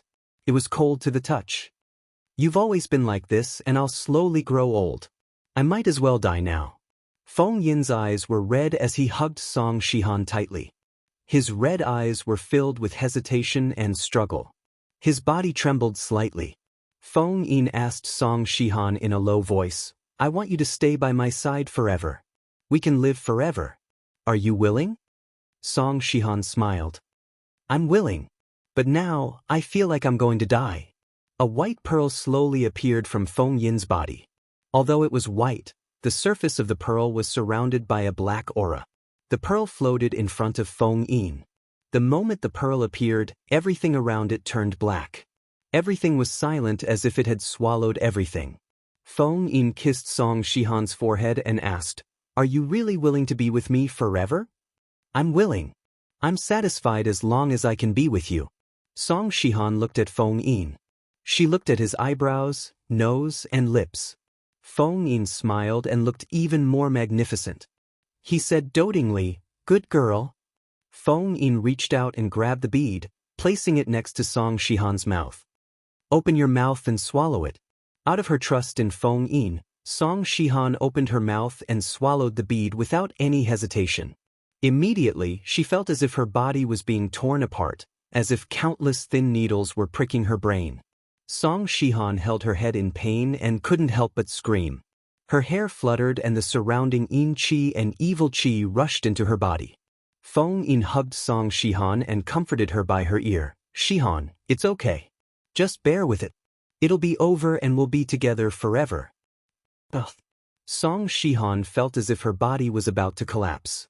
Her bones felt as if they were being dismantled and reassembled. Song Shihan's face changed slightly. The corners of her eyes were raised, and she looked much more charming. However, her face was pale and transparent, and her lips were dark purple. Every minute and every second was torture. Song Shihan felt like her soul was about to scatter. There was an elegant and gentle voice in her ear. That voice seemed to be guiding her. Song Shihan couldn't take it anymore and fainted. Feng Yin let go of Song Shihan and lifted her collar. He saw a black flower under her collarbone. It was dark and serene. Feng Yin smiled. It was a success. Feng Yin lay down and hugged Song Shihan. From then on, they would be together forever. When Song Shihan woke up, she didn't feel any pain. She turned her head and saw Feng Yin's sleeping face. She couldn't help but trace his facial features with her fingers. Her fingers stopped on her lips as Song Shihan stared at Feng Yin's lips in a daze. Song Shihan was in a daze when someone suddenly grabbed her wrist. Feng Yin opened his eyes and looked at Song Shihan mischievously. Song Shihan's face turned red as she asked in a daze, "I'm not dead." "Silly girl." Feng Yin scratched Song Shihan's nose and said, "Girl, you won't blame me for doing this, right? What did you do to me? Why am I suddenly fine?" Song Shihan moved her body and felt better than ever. She felt very comfortable and her body seemed to have endless energy. Feng Yin hesitated for a moment before saying, "You're no longer human. To be precise, you're half human and half ghost." Song Shihan was confused. "Because you were with me, you went through the rites of the Lord of Zhou. Your mortal body can't withstand my yin qi and murderous aura. Moreover, your soul will be destroyed." Feng Yin pursed his lips and looked sad. Coupled with his face, it was enough to make one's heart drunk. Song Shihan gripped Feng Yin's hand tightly. "I won't blame you. Everything you did was to save me. Otherwise, my soul would have really dissipated. Alright, what did you feed me?" Last night, she vaguely felt that Feng Yin had fed her something. Feng Yin said, "It's a Ghost King elixir. A Ghost King elixir formed after 1,000 years. Song Shihan quickly asked, "You gave me your Ghost King elixir. What will happen to you? Will it harm you?" "It's just a drop in strength. You can cultivate slowly. If your soul is destroyed, you won't even have the chance to reincarnate. I won't be able to see you again. A Ghost King elixir is nothing." Feng Yin placed his hand on Song Shihan's head. He was gentle and affectionate. "As long as you're by my side, I've lived until now just to meet you again." Song Shihan looked extremely touched. She threw herself into Feng Yin's arms. "Feng Yin, you're so good to me. As long as I can be with you, I want to be with you." Song Shihan raised her head and kissed Feng Yin. She pressed Feng Yin under her body and mumbled, "I'm a ghost now. I should be fine, right?" "As you wish. There won't be any harm." Feng Yin chuckled. The next day, Ning Shu came to work and saw Song Shihan sitting in the office chair as if nothing had happened. Ning Shu was deeply stunned. Based on Song Shihan's condition, she shouldn't have been able to come to work today. In such a situation, even if she didn't die, she would be skinned alive. However, Song Shihan's condition was very good. The only thing was that her face was a little pale and lacked vitality. However, her chest was rising and falling slightly. She was breathing. She was alive. This situation was really strange. Ning Shu walked over to greet Song Shihan. "You weren't feeling well yesterday. Why are you coming to work today? Are you feeling better?" Song Shihan raised her head and glanced at Ning Shu. She said coldly, "Thank you for your concern. I'm much better." Ning Shu stared at Song Shihan and said with some confusion, "Why do I feel that you've become prettier again?" Why did it feel like Song Shihan's face had become more exquisite overnight? Chapter 748. Ning Shu was deeply puzzled. She had been half dead the day before, but today, she was reborn. The corners of Song Shihan's eyes were slightly raised, making her look more charming. She was full of femininity. Previously, Song Shihan was pretty, but she was like a green fruit. She wasn't as feminine as she was now. Ning Shu, what was he playing at? He felt like he was retarded. Ning Shu stared at Song Shihan's face, but he didn't sense any yin qi or murderous aura on her. He was dumbfounded. Ning Shu returned to his seat, his heart full of questions. Ning Shu discreetly wiped the cow's tears on his eyelids and looked around. He didn't see Feng Yin. Where did he go? After wiping the cow's tears, Ning Shu saw that Song Shihan next door was emitting a ghostly aura. Ghostly aura. Only ghosts would have ghostly aura. Why was there ghostly aura on Song Shihan? She wasn't a ghost now. Ning Shu scratched his head, puzzled.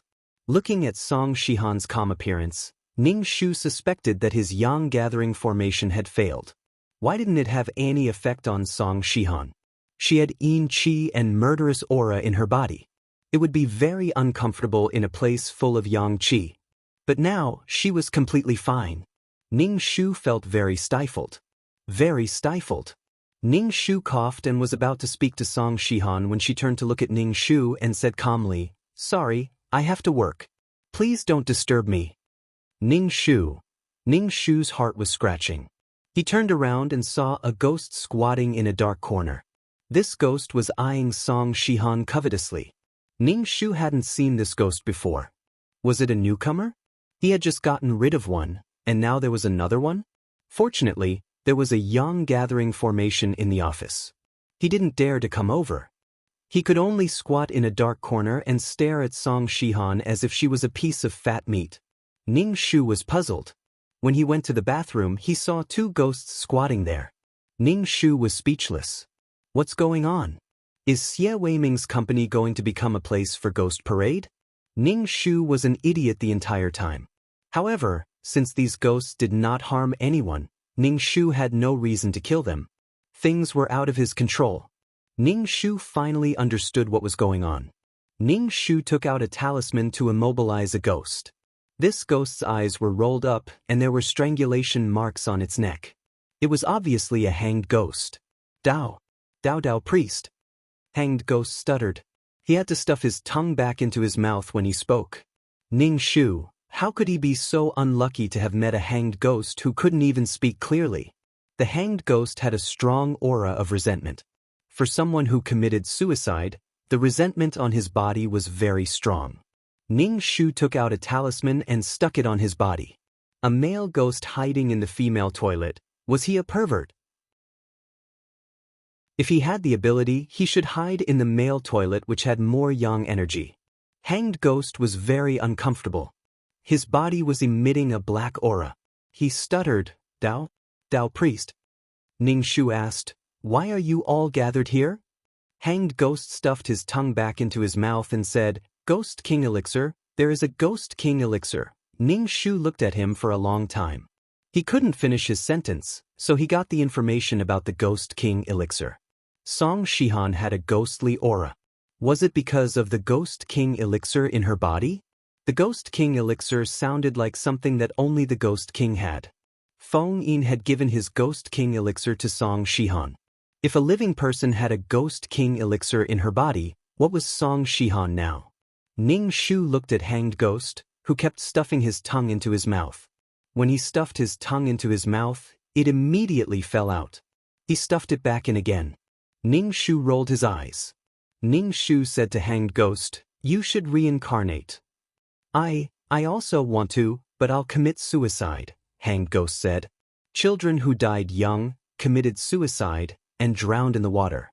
These types of ghosts could easily become wandering souls. After a long time, their intelligence would gradually disappear. They would become wandering souls without consciousness. In the end, their strength would become weaker and weaker, and they would disappear from the world. These kinds of ghosts would find a substitute and get a chance to reincarnate. Ning Shu thought for a moment and said, "I'll help you." Dao priest. Hanged Ghost looked at Ning Shu with excitement. Ning Shu didn't want to listen to him, so he took the talisman from his body. Ning Shu's fingers formed a seal as he chanted the Dao priest's incantation to help the dead. It was the heaven and earth purifying mantra. Heaven and earth are natural. The filthy aura is scattered, the mysteries in the cave, the grand essence is dazzling. Mighty gods from all directions, make me natural. Spirit treasure talisman life, announce to the 9 heavens. Kill Luo Dana, the grand essence is mysterious. Slay demons and evil spirits, exorcise thousands of ghosts. Dao Qi exists forever. Urgent as the law commands. Ning Shu's incantation floated around Hanged Ghost. The resentment on Hanged Ghost's body gradually disappeared. Finally, Hanged Ghost floated into a black hole and disappeared. Ning Shu stared blankly at the black hole. Was this the legendary underworld? After finishing the ritual, Ning Shu came out of the bathroom.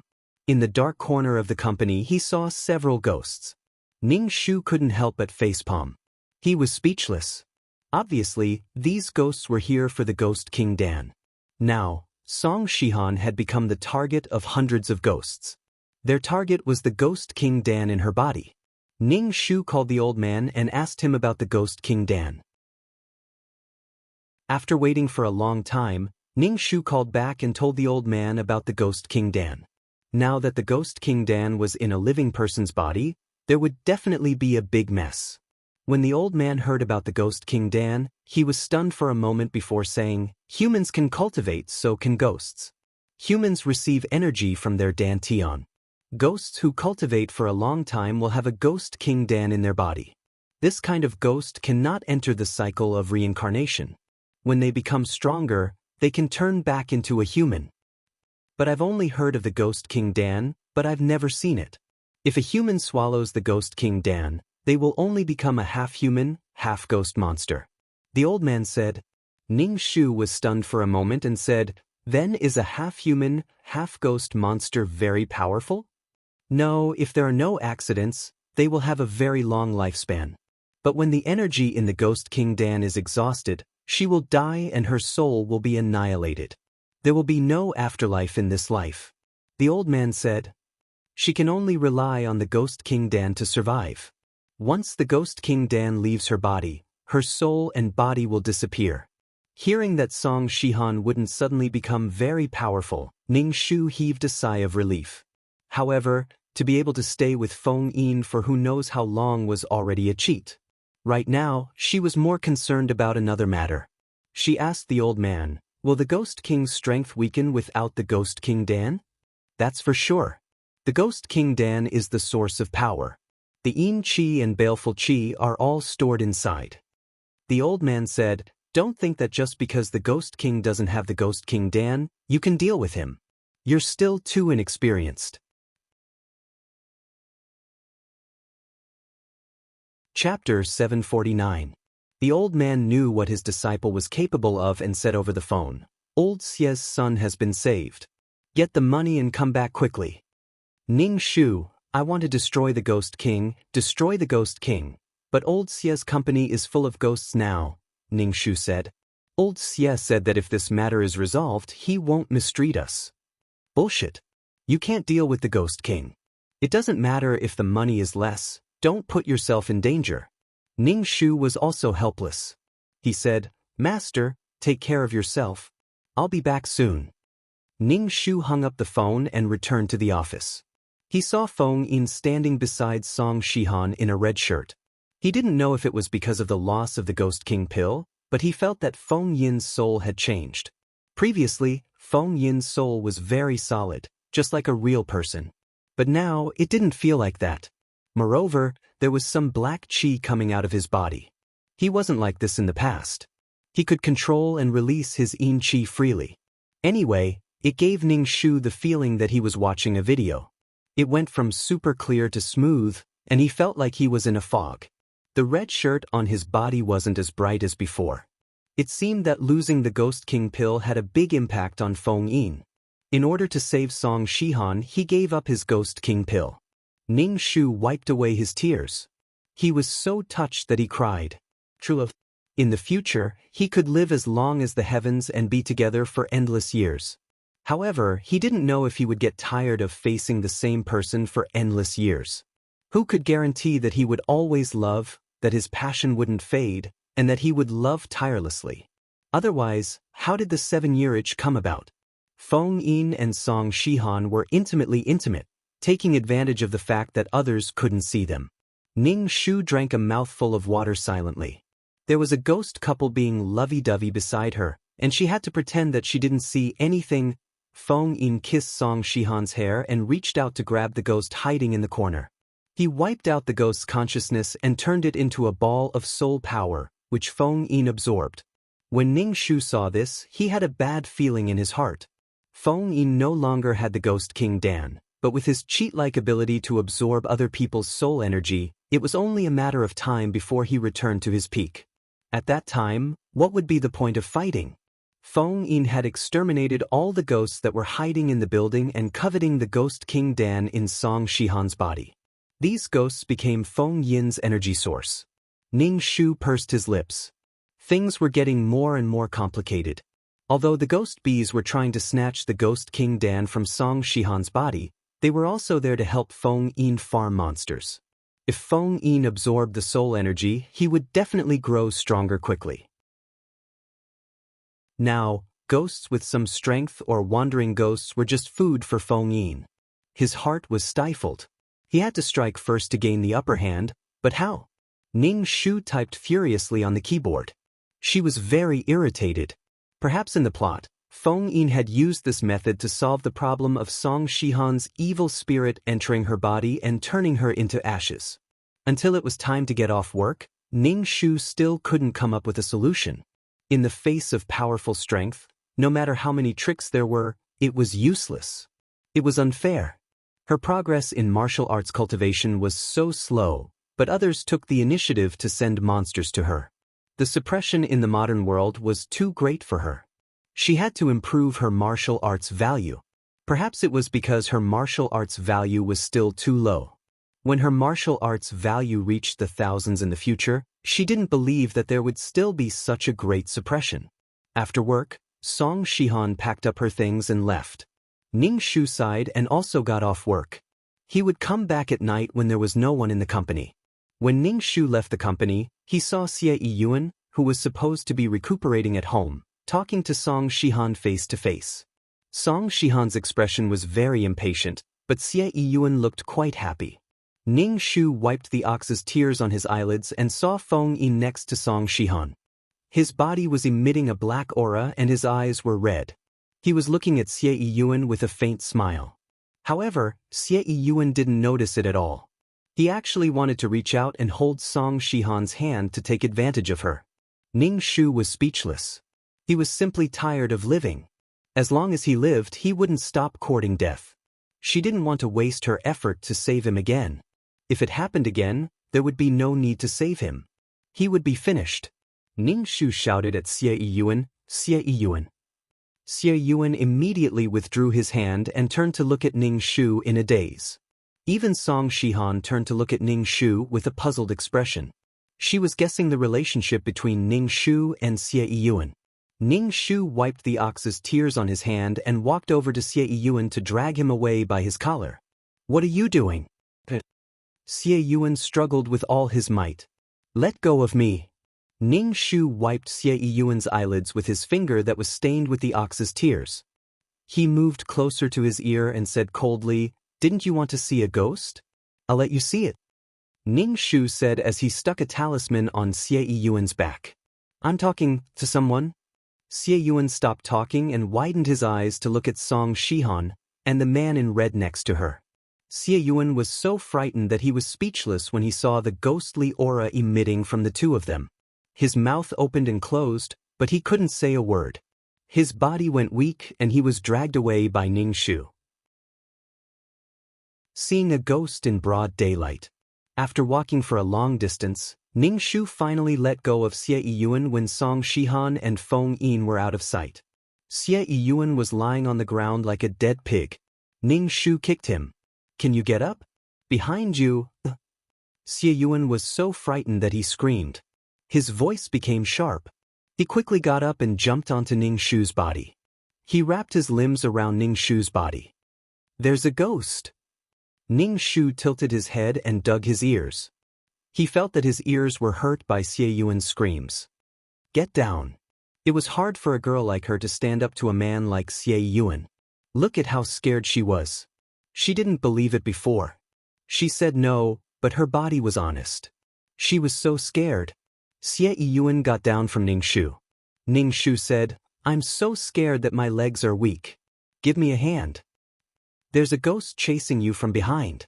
He probably died in a car accident. He's holding his arm with one hand, Ning Shu said faintly. Ah. Xie Yiyuan ran quickly. His legs were not weak anymore. When they returned to the villa, Xie Yiyuan was already lying motionless on the sofa. Xie Weiming thought that something had happened to his son again. Xie Weiming asked Ning Shu, "What's wrong with him?" "He's a pervert." Ning Shu rolled his eyes. "I told you that she's already taken. Why did he have to get close to her?" Xie Yiyuan wiped his sweat and asked Ning Shu, "What are those two things?" Chapter 750. Xie Yiyuan was still in shock. Ning Shu asked, "Why do I think Song Shihan is also a ghost?" Ning Shu smiled. "Of course." Xie Yiyuan's face turned pale and trembled. "No way." Xie Weiming frowned. Ning Shu asked, "What's the situation now?" Ning Shu sighed. "It's a little complicated. I'm caught off guard." Ning Shu told Xie Weiming the ins and outs of the matter. As the owner of the company, he should know the specific situation. After listening to Ning Shu's words, Xie Weiming looked very annoyed. Does the Xie family owe them something? There's no end to it. If I stay in the company, thousands of ghosts will invade. If I fire them, they will take revenge on me. It's really... Xie Weiming frowned. Ning Shu said, "Why don't you ask your master to come here? He should have a way." Ning Shu said, "Master said that he can't deal with the Ghost King. Besides, I've already saved Xie Yiyuan. He wants you to give me the money. I want it back." Xie Weiming almost jumped up and begged Ning Shu, "Immortal Master, please help me with this matter. You can't just leave the stall like this. God cares for all living things. There are so many employees in the company. Please help," Xie Weiming said. Ning Shu pursed his lips.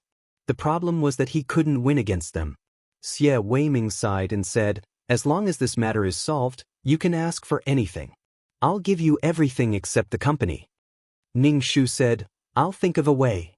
Ning Shu went upstairs to get his cloth bag and prepared to go to the company in the dark. Xie Yiyuan followed Ning Shu upstairs. Seeing that Ning Shu was carrying a bag of things, he said to Ning Shu, "Do you have any talismans for self-defense? Give me 2 of them."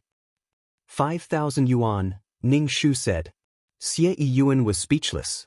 "Give it to me." Ning Shu gave him 2 amulets and said, "Don't keep in touch with Song Shihan anymore. Strictly speaking, you two are not in the same world now." Xie Yiyuan looked at the amulet over and over again. When he heard Ning Shu's words, he nodded and said, "I know. Is that ghost always by her side?" "Yes, a ghost king who has cultivated for over 1,000 years." Xie Yiyuan sighed deeply. "I thought I had met a woman I could spend the rest of my life with. You're not as good-looking as the Ghost King," Ning Shu said bluntly. Xie Yiyuan rolled his eyes. Seeing that Ning Shu was about to leave, he asked, "Where are you going?" "I'll go with you." It's night now, when the Yin energy is very strong. Your body is now in a state of being hollowed out. It's easy to get into trouble if you go out. Ning Shu didn't want to bring along the Screaming Prince at all. He was so loud that it scared people to death. When Ning Shu arrived at the company, he took the Soul Pearl and the compass. Previously, he thought that the Yang Gathering Array and the Immortal Binding Array would have some effect on Feng Yin. In the end, nothing happened. Instead, Song Shihan became a half-human, half-ghost monster who lived as long as the heavens. Ning Shu put away the spiritual bead and the compass. Without the support of the artifact, the Yang Congregating Array's effect was a bit worse. Ning Shu suddenly felt the surrounding air become cold and gloomy. Ning Shu took out a cinnabar pen from the cloth bag and mixed the ashes from the 10,000 burial with other exorcism items. He used the rootless water to turn them into ink. Ning Shu took the cinnabar pen and drew an amulet under Song Shihan's office chair. Then, he lay on the ground and drew an amulet under the office table. After drawing Song Shihan's position, Ning Shu drew talismans under the table and chairs in the office. She drew talismans in inconspicuous places. To be honest, Ning Shu really didn't know why Song Shihan worked so hard at work. Although Feng Yin was a ghost, he was very capable. If he wanted to make money, he could do it in a matter of minutes. There was no one else who would want to ruin this company. Perhaps the Xie family had done something wrong to Song Shihan in their previous life. That was why they had to suffer such retribution in this life. After drawing the amulets in the office, Ning Shu went to the toilet to draw more. He hoped that Xie Weiming's company would be able to survive. He was destined to face such a calamity. By the time he was done, it was already midnight. Ning Shu packed up and prepared to return to the villa to cultivate. Although his cultivation speed wasn't as fast as Feng Yin's, if he didn't cultivate, he wouldn't have any chance to kill Feng Yin. When Ning Shu returned to the villa, he saw that it was brightly lit. When he walked into the living room, he saw that the Xie family servants were in a mess. Immortal Master, something happened to Yuan again. Sigh. Xie Weiming said anxiously when he came downstairs and saw Ning Shu. Ning Shu frowned and walked upstairs quickly. When he opened the door to Xie Yuan's room, he saw Xie Yuan curled up on the bed and covered himself with the blanket. The blanket was shaking. Ning Shu lifted the blanket and saw that Xie Yuan's body was curled up. When he saw Ning Shu even whimpered and bared his teeth ferociously. Ning Shu rolled his eyes and sighed. He took a piece of amulet paper and pasted it on Xie Yuan's head. Xie Yuan's body emitted black smoke. He whimpered and his limbs twitched. Finally, his eyes rolled back and he fainted. Xie Weiming asked Ning Shu, "How is he?" Ning Shu said, "He went out during the day and was possessed by a low-level spirit." "What is it?" Xie Weiming asked. "A dog." Xie Weiming was speechless. "His body is weak now, so he's staying at home. I've set up a formation at home." Ning Shu sighed deeply. It was so worrisome.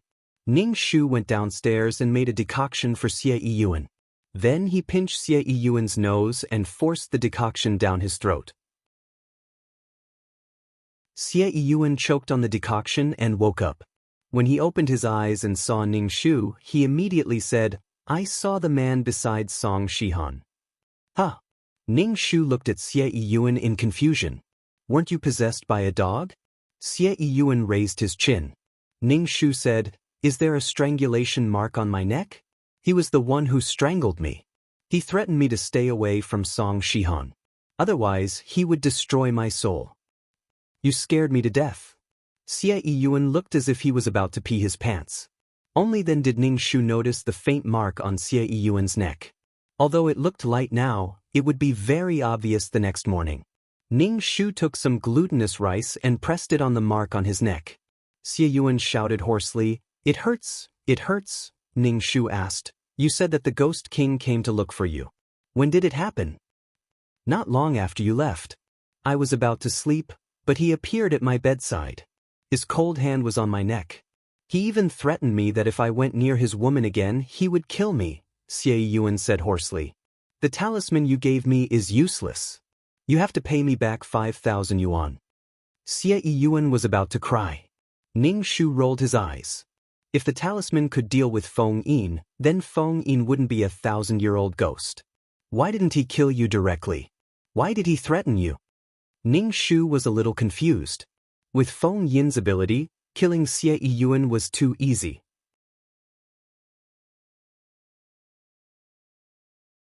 Chapter 751. Ning Shu looked at Xie Yuan and asked, "Why didn't the Ghost King strangle you to death? Why did he keep you alive? This doesn't make sense. A woman's heart is the most vicious." Xie Yuan touched her neck and said in a hoarse voice, "He wanted to strangle me to death. I almost died at that time, but he seemed to have encountered something and left quickly." Ning Shu raised his eyebrows. "He didn't strangle you to death and left again? I almost suffocated at that time and was about to die, but he froze for a moment and his expression changed drastically. Then he left." Xie Yuan reached out to Ning Shu. "Your talisman paper is not good. I want a refund." Ning Shu touched his chin and his eyes darted around. Feng Yin must have encountered something that forced him to go back. He even left his love rival aside. The only person who could make Feng Yin care so much about was Song Shihan. Something must have happened to Song Shihan. Although Song Shihan had an endless lifespan, Her combat strength was -5. She also had the Ghost King elixir in her body, which was coveted by thousands of ghosts. Wouldn't a child be robbed if she carried gold through the downtown area? In the future, Feng Yin would have to protect Song Shihan by her side. Ning Shu suddenly laughed. He didn't know how long this protection would last. Feng Yin would have to deal with ghosts who came to find trouble and covet the Ghost King elixir every day. He didn't know if he would feel tired. Why would Song Shihan accept Feng Yin's protection with a clear conscience? Was it because of love? On the basis of love, being evenly matched was the only way to last. This way, both parties would be willing to learn to compromise and support each other under the erosion of time. A relationship that lacked balance would one day become a lose-lose situation for both parties. To get someone, one had to become that kind of person first. Well, maybe it was true love. Ning Shu felt that he didn't know what true love was. Xie Yuan looked at Ning Shu, who was smiling sinisterly and couldn't help but ask, "What do we do now? This ghost is not only at the company, but also at home." "It's all because of your lust," Ning Shu said angrily. Xie Yuan touched his neck and said, "You monks don't understand feelings. I fell in love with Song Shihan at first sight." There was no need to explain the female lead's halo. How could there be so much love at first sight? It was nothing more than lust. Ning Shu rolled his eyes. If he had known this would happen, he wouldn't have expelled the low-level spirit body in this guy's body. Instead, he would have let this guy look for dung to eat on the roadside. Xie Yuan Ning Shu said, "Well, I have something to discuss with you. You know that the ghost will come to me." Ning Shu stood up abruptly and decided to go to Song Shihan's house to see what was going on. Maybe he could fish in troubled waters. Currently, Song Shihan and Feng Yin's situation was not very good. Song Shihan had no battle prowess, but she had the Ghost King Dan. Without the Ghost King Dan, Feng Yin's strength had declined, and he had to protect Song Shihan. Now was the best time. Xie Yuan saw Ning Shu suddenly stand up and said, "I haven't said anything yet. Why are you so agitated? What do you want to tell me?" Ning Shu checked the things in the cloth bag on his body. These were necessary exorcism tools. Xie Yuan said to Ning Shu, "Don't worry. I don't have any improper thoughts about you. You're just a pervert in my heart." "Really? What do you want to say?" Ning Shu looked at Xie Yuan silently. Xie Yuan said righteously to Ning Shu, "I want to sleep with you." Ning Shu gave Xie Yuan a big slap in the face. "Speak properly. Don't be a hooligan." Xie Yuan was dumbfounded. He covered his face and said, "I said I want to sleep in the same room as you. I'm afraid that the Ghost King will come to me. Why did you hit me?" Ning Shu ignored Xie Yuan. He turned around and left the villa. Then he went to Song Shihan's house. Song Shihan's address was listed in the company's employee information. Song Shihan lived in a small apartment. It was quite a small apartment. The walls of the small apartment were covered with creepers. However, at the moment, the small apartment was dark. The cold wind was whistling. It felt as if thousands of ghosts had gathered in an unmarked graveyard. Ning Shu hid not far away. He took out the cow's tears and smeared them on his eyelids. He stuck talismans on his body and checked the situation of the apartment. Many malicious ghosts had entered the room through the windows of the apartment. However, none of them returned. It was Ning Shu's first time seeing so many ghosts. There were all kinds of ghosts. There were male ghosts, female ghosts, and evil babies. There were all kinds of strange sounds mixed together. There was a long song, a child's crying, and the rhythmic sound of the night watch. It made the magnetic field in the area chaotic. So many ghosts had gathered together for the Ghost King elixir. The Ghost King elixir was with Feng Yin, so these ghosts did not dare to act rashly. However, it was with a weak person now. They would be crazy not to snatch it. Ning Shu was very anxious. He was obviously going to die. Don't underestimate the protagonist's halo. Ning Shu furrowed her brows tightly. How was she going to deal with Feng Yin? If she was strong enough now, needless to say, she could just go up and kill Feng Yin without even blinking. Many ghosts did not dare to rush in, probably because they had seen how powerful Feng Yin was. Instead, they quietly guarded the surroundings of the apartment. The surroundings of the apartment were gloomy and filled with a ghostly aura. The street lights were sizzling, sometimes bright and sometimes dark. There were also some strange sounds.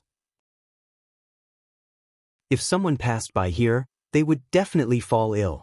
The Yin energy was too strong. Feng Yin floated in midair. He frowned slightly. He looked through the window at Song Shihan, who was lying on the bed in the room. At this moment, Song Shihan was lying on the bed unconscious. He had only left for a while, and these ghosts came to find him.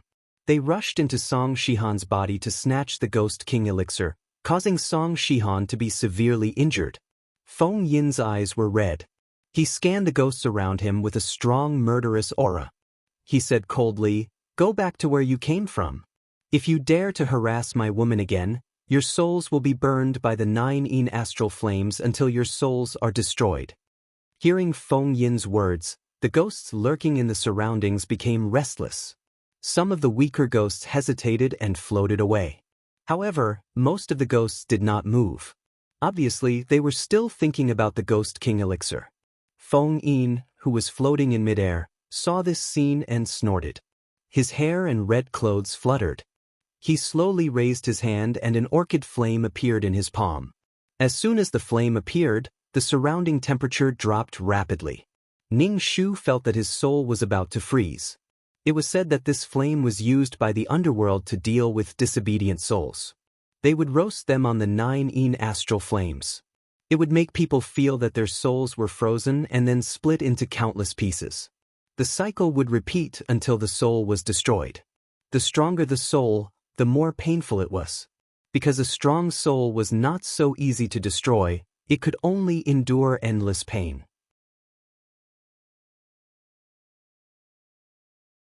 Chapter 752. Feng Yin took out the 9 Yin flame and suppressed the ghosts around him. Some of the ghosts couldn't withstand the power of the 9 Yin flame and dissipated immediately. Ning Shu was speechless. Fuck, this is the modern world. Taking out something like this is against the rules, you know? Seeing this flame, Ning Shu thought that he was in the cultivation world. Ning Shu, a living person, felt that his soul was very uncomfortable. Many of the ghosts around him quickly retreated as if they were facing a great enemy. Feng Yin was like a god floating in the air. The 9 Yin flame in his palm pulsed slightly. The blue flame reflected on his face, making Feng Yin's face look a little green. There were idiots in humans and idiots in ghosts. There were still ghosts who didn't believe it and continued to squat around the apartment. Feng Yin sneered and took out a wisp of the 9 Yin flame in his palm and shot it at the more stupid ghost. The moment the 9 Yin flame came into contact with the ghost, it immediately burned like a man on fire. The ghost that was hit by the 9 Yin flame wailed in pain and rolled around, trying to extinguish the flames on its body. Although it was called a flame, it was very cold and invaded the soul. Not long after, the ghost completely dissipated and the power of its soul was directly absorbed by the 9 Yin flame. Ning Shu was speechless. Fuck, he seriously suspected that he had walked into the wrong place. Previously, he found out that Feng Yin was very powerful, but now, it was different. With this as an example, the surrounding ghosts were scared out of their wits and disappeared in a flash. After these ghosts left, the dark clouds in the sky gradually disappeared, revealing the moon. Ning Shu also planned to leave. He wanted to fish in troubled waters, but the situation was completely one-sided. Up until now, no human or ghost was a match for Feng Yin. There was only one feeling in Ning Shu's heart. What the hell? Feng Yin looked at Ning Shu's hiding place and said coldly, "The person hiding over there, come out. How long do you want to wait?" A living person dares to appear in a place like this. Ning Shu's eyes darted around, but he didn't step out. When he saw the 9 Yin flame in Feng Yin's palm getting weaker and weaker, his heart suddenly lit up. The 9 Yin astral wind was extremely harmful to the soul, so Feng Yin, who was using it, should also be injured, especially now that Feng Yin's strength had decreased. Feng Yin saw that Ning Shu didn't move, so Ning Shu walked over. Ning Shu took out the spirit pearl from his cloth bag to see if it would harm Feng Yin. The soul pearl was also something that absorbed soul energy. Feng Yin didn't have a physical body now, so he was just a ghost. Feng Yin walked closer and closer. Ning Shu could feel the mournful murderous aura all around him. Ning Shu directly threw the soul pearl at Feng Yin. Feng Yin stopped in his tracks and furrowed his handsome brows. His expression was puzzled and he clearly did not understand what this was. However, that did not stop Feng Yin from being wary of the soul bead. With a flash, he dodged the soul bead. Unexpectedly, the soul bead had charged into the 9 Yin astral flames. The 9 Yin astral flame throbbed violently, crazily burning the soul pearl. The soul pearl trembled slightly, obviously resisting the 9 Yin astral flame. The two of them were in a stalemate. Both were spiritual objects that were filled with soul energy and both wanted to devour the other. Feng Yin furrowed his brows tightly. His expression looked terrifying under the dim moonlight. He realized that the 9 Yin astral flame was actually extracting his soul energy, wanting to refine the soul pearl. The 9 Yin astral flame throbbed even more violently, and the soul pearl throbbed. It was unknown when the battle between the two of them would end. Ning Shu stared closely at the soul pearl and Feng Yin. When he saw that Feng Yin's soul was dimmer than before, he guessed that the 9 Yin astral flame was absorbing his soul energy. Otherwise, why would the 9 Yin astral flame suddenly explode with such powerful energy? Ning Shu's heart thumped wildly. Perhaps this was an opportunity to weaken Feng Yin's strength. Ning Shu reached into his cloth bag and took out a stack of talisman papers. These talisman papers were drawn with Feng Yin's ashes. Ning Shu held the talisman papers between his fingers and chanted an incantation. A few talisman papers flew towards Feng Yin. When Feng Yin saw these talisman papers, an impatient expression appeared on his face. He just wanted to end this stalemate. Song Shihan was still waiting for him in the house. He just wanted to get rid of this sneaky rat. He didn't expect to end up in such a situation where he couldn't advance or retreat. Feng Yin faced the talisman papers that were flying towards him. He flicked his sleeve, wanting to destroy the talisman papers. However, he didn't expect the talisman papers to stick to his body. The moment the talisman papers touched Feng Yin's soul body, they emitted billowing black gas. The yin qi and killing intent in Feng Yin's body surged out, causing Feng Yin's soul body to weaken even more. Feng Yin furrowed his brows tightly. How could a Taoist talisman papers hurt him? Feng Yin felt a familiar energy from the talisman papers. This energy entered his soul body, making him feel very uncomfortable. Feng Yin's current situation wasn't good. On one hand, the talisman papers were suppressing his energy. On the other hand, the 9 Yin astral flame was extracting his soul energy. It wanted to turn the soul energy in the soul pearl into its own. When Ning Shu saw that the talisman papers were effective, he took out another stack and chanted an incantation. The talisman papers flew towards Feng Yin in unison. Feng Yin's expression was ferocious. He was no longer incomparably handsome and peerless. His jade-white face was covered in blood. Blood was dripping from it. His gaze was malicious and filled with hatred. This was Feng Yin's face before he died. His face was still the same, but it was covered in blood. Feng Yin killed many people because of Song Shihan's previous life. Then he committed suicide for love. Ning Shu was greatly encouraged. This meant that Feng Yin's power had been severely damaged. Even his face could only remain the same as when he died. Feng Yin looked coldly at Ning Shu. His eyes were filled with killing intent and boundless viciousness. Ning Shu felt a chill run down his spine. The 9 Yin astral flame was still absorbing Feng Yin's energy to refine the soul pearl. The result of this stalemate was something that Feng Yin couldn't handle. Perhaps it was just Ning Shu's imagination, but Ning Shu felt that the soul pearl was smaller than before. This meant that its power was weakening. Ning Shu thought for a moment and set up an array around them. It was the Yang Gathering Array. With the Yang Gathering Array, the yin qi in the surroundings gradually weakened. The moonlight became clear. Feng Yin stretched out his hand. One of his hands extended endlessly, wanting to strangle Ning Shu's neck. Ning Shu held a peachwood sword that had been soaked in cinnabar and stabbed it into Feng Yin's hand. Feng Yin's hand was stabbed by the peachwood sword and black smoke billowed out.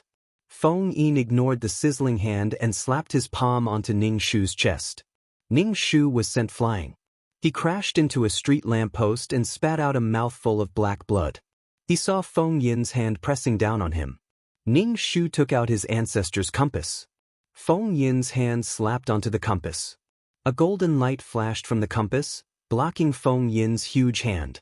Ning Shu inserted some spirit qi into the compass. A dragon's roar came from the compass. Something that looked like a dragon or a snake crawled out from the compass and slammed into Feng Yin's hand. The two collided and produced a loud sound. Ning Shu instantly lost his hearing. The force of the collision caused the golden dragon that had been formed from the compass to turn into specks of golden light and disappear. It had taken the hit for Ning Shu.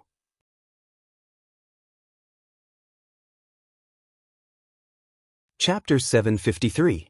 Although the golden dragon had disappeared in this collision, Feng Yin was not in a good state either. His soul was dimmer than before. As a result, the 9 Yin flame's power had decreased and it was at a disadvantage against the spirit pearl. The spirit pearl could actually absorb the 9 Yin flame. The 9 Yin flame resisted and absorbed more of Feng Yin's power.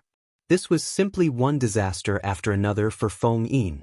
Ning Shu got up from the ground and touched his chest. He felt very uncomfortable and the Yin Qi in his body was trembling. The Yin Qi had entered his body. Ning Shu took out a talisman and pasted it on his body. The power of the talisman clashed with the Yin Qi in his body, making Ning Shu feel even worse. Ning Shu groaned and spat out a mouthful of blood. Although it was uncomfortable, Ning Shu held the compass tightly and looked at Feng Yin warily. Feng Yin was wary of the compass in Ning Shu's hand and did not attack again. He was not sure if this thing could be used once or twice. Moreover, he had another problem now, which was the 9 Yin flame and the spirit pearl. Feng Yin had tried to intervene in the battle between the two, but he had failed. Feng Yin frowned and looked very impatient. The blood on his face dripped onto the ground. In this quiet moment, a soft moan came from the small apartment. It was Song Shihan's voice. Feng Yin quickly looked through the window and saw Song Shihan lying on the bed. Song Shihan was rolling on the bed in discomfort. Previously, Song Shihan had been possessed by thousands of ghosts who wanted to steal the Ghost King elixir in her body. She was in a very dangerous state. Now, Ning Shu had set up a yang gathering array around the apartment. Any damage to Song Shihan would be a disaster. Now, Song Shihan had a physique that attracted ghosts. All the ghosts she met wanted to enter her body and steal the Ghost King elixir. Some even wanted to take Song Shihan's body for themselves. However, most of the ghosts only wanted the Ghost King elixir. After all, a half-human half-ghost had no power and would be destroyed by other ghosts sooner or later. When Feng Yin saw the uncomfortable Song Shihan, his heart burned with anxiety. However, the moment the 9 Yin astral flame in his hand got close to Song Shihan, it would harm her. Feng Yin furrowed his brows tightly. More blood flowed from his face, causing the surroundings to be filled with the sticky smell of blood. It was as if there was a mountain of corpses and a sea of blood in front of him. Feng Yin took a deep breath and turned around to look at Ning Shu with bloodshot eyes. His gaze was calm, and he looked at Ning Shu as if he was looking at a dead man. Ning Shu felt a chill run down his spine. He knew that he had been added to Feng Yin's must-kill list. Feng Yin used his hand as a knife and chopped off his other wrist. That severed hand turned into soul energy and was absorbed by the 9 Yin astral flames. Feng Yin's severed wrist regrown. Feng Yin glanced at the faint blue 9 Yin flames before turning around and rushing into the apartment. Ning Shu was a little surprised. Had Feng Yin given up on the 9 Yin astral flames? Without Feng Yin's energy supply, the 9 Yin astral flames immediately became weak. The soul pearl shook even more violently. The 9 Yin astral flames became weaker and weaker, but the soul pearl became stronger and stronger. In the end, it actually absorbed the 9 Yin astral winds. Ning Shu quickly held the soul pearl. He felt that the soul pearl was a little heavier than before. It felt cool in his hand. After taking the soul pearl, Ning Shu did not stay any longer. He immediately turned around and ran. As he ran, his chest hurt. Even though Ning Shu had a talisman on his body, He still felt as if he had fallen into an ice cellar. When he returned to the villa, his face was green and his lips were black. In the villa, the father and son of the Xie family were still waiting. When they saw Ning Shu like this, they quickly asked, "What happened to you?" Ning Shu drank 2 bowls of exorcism medicine first. After drinking the medicine, Ning Shu took out a talisman and stuck it on his body. His body emitted a black aura. Ning Shu and Xie Weiming said, "Don't let your employees come to work for the time being." Feng Yin had suffered such a great loss. He would definitely take revenge. Xie Weiming asked, "What's wrong?" "We couldn't get rid of him. He might want to take revenge." Ning Shu's body felt weak. Xie Weiming nodded. "That's good." He then sighed. "We can't do business with the company either." Ning Shu pursed his lips and said, "What business can we do without him? We have to be on guard at all times. The Ghost King will definitely come looking for us." Ning Shu then went upstairs and returned to her room. She sat cross-legged on her bed and cultivated. She guided her qi to heal the parts of her body that had been damaged by the dark yin qi. Feng Yin's palm strike had even injured her heart meridians. Ning Shu, who was cultivating, frowned. The dark yin qi had entered her body, causing her eyes and ears to be filled with all kinds of hallucinations. She had experienced many worlds. The scenes of these worlds flashed before her eyes one by one. They were complicated and confusing, causing Ning Shu's mind to be muddled. Ning Shu was very impatient. All kinds of negative emotions surged in her heart. She suddenly started to question why she had to move from world to world and live an endless life. She lived day after day without her own life. She had to live in someone else's body. This kind of life simply had no end. What was the point of enduring loneliness alone? Ning Shu's body was emitting black smoke. Her forehead was filled with black qi, and her eyes were bloodshot. The dark yin qi was corroding Ning Shu's mind. Ning Shu stood up and walked to the balcony. Looking down, an idea appeared in her mind. Jump down and end everything. She didn't know why she had suffered so much. It was for the sake of living. However, she had experienced so many worlds. It was already worth it. An endless and lonely life was really meaningless. It was unbearable. Who would remember her? Living was really meaningless. What was the point? A bewitching voice sounded in Ning Shu's mind. It made Ning Shu want to jump down. Ning Shu closed his eyes and took a step forward. Ning Shu, did water enter your brain again? 2333's voice sounded in Ning Shu's mind. Ning Shu took back his foot and said lightly, "I suddenly felt tired. The dark yin qi only brought out the tiredness buried deep in my heart." Ning Shu's mind was clear. 2333 was silent for a moment and said, "If you want to end it, I can kill you and break the contract between us." Ning Shu sighed and sat cross-legged on the floor. He silently chanted the clear heart mantra to dispel the negative emotions in his heart. Ning Shu stuck 2 talismans on his body and went downstairs to drink 2 bowls of evil-expelling potion. He lay on the bed and silently chanted the clear heart mantra. As he chanted, he fell asleep. The next morning, Ning Shu's mood was much better. Under the effects of the talismans and the potion, the dark yin qi in his body was gone. However, his heart still hurt. It hurt when he coughed, and it hurt when he walked a little faster. He could only rely on his qi to heal the damage to his heart.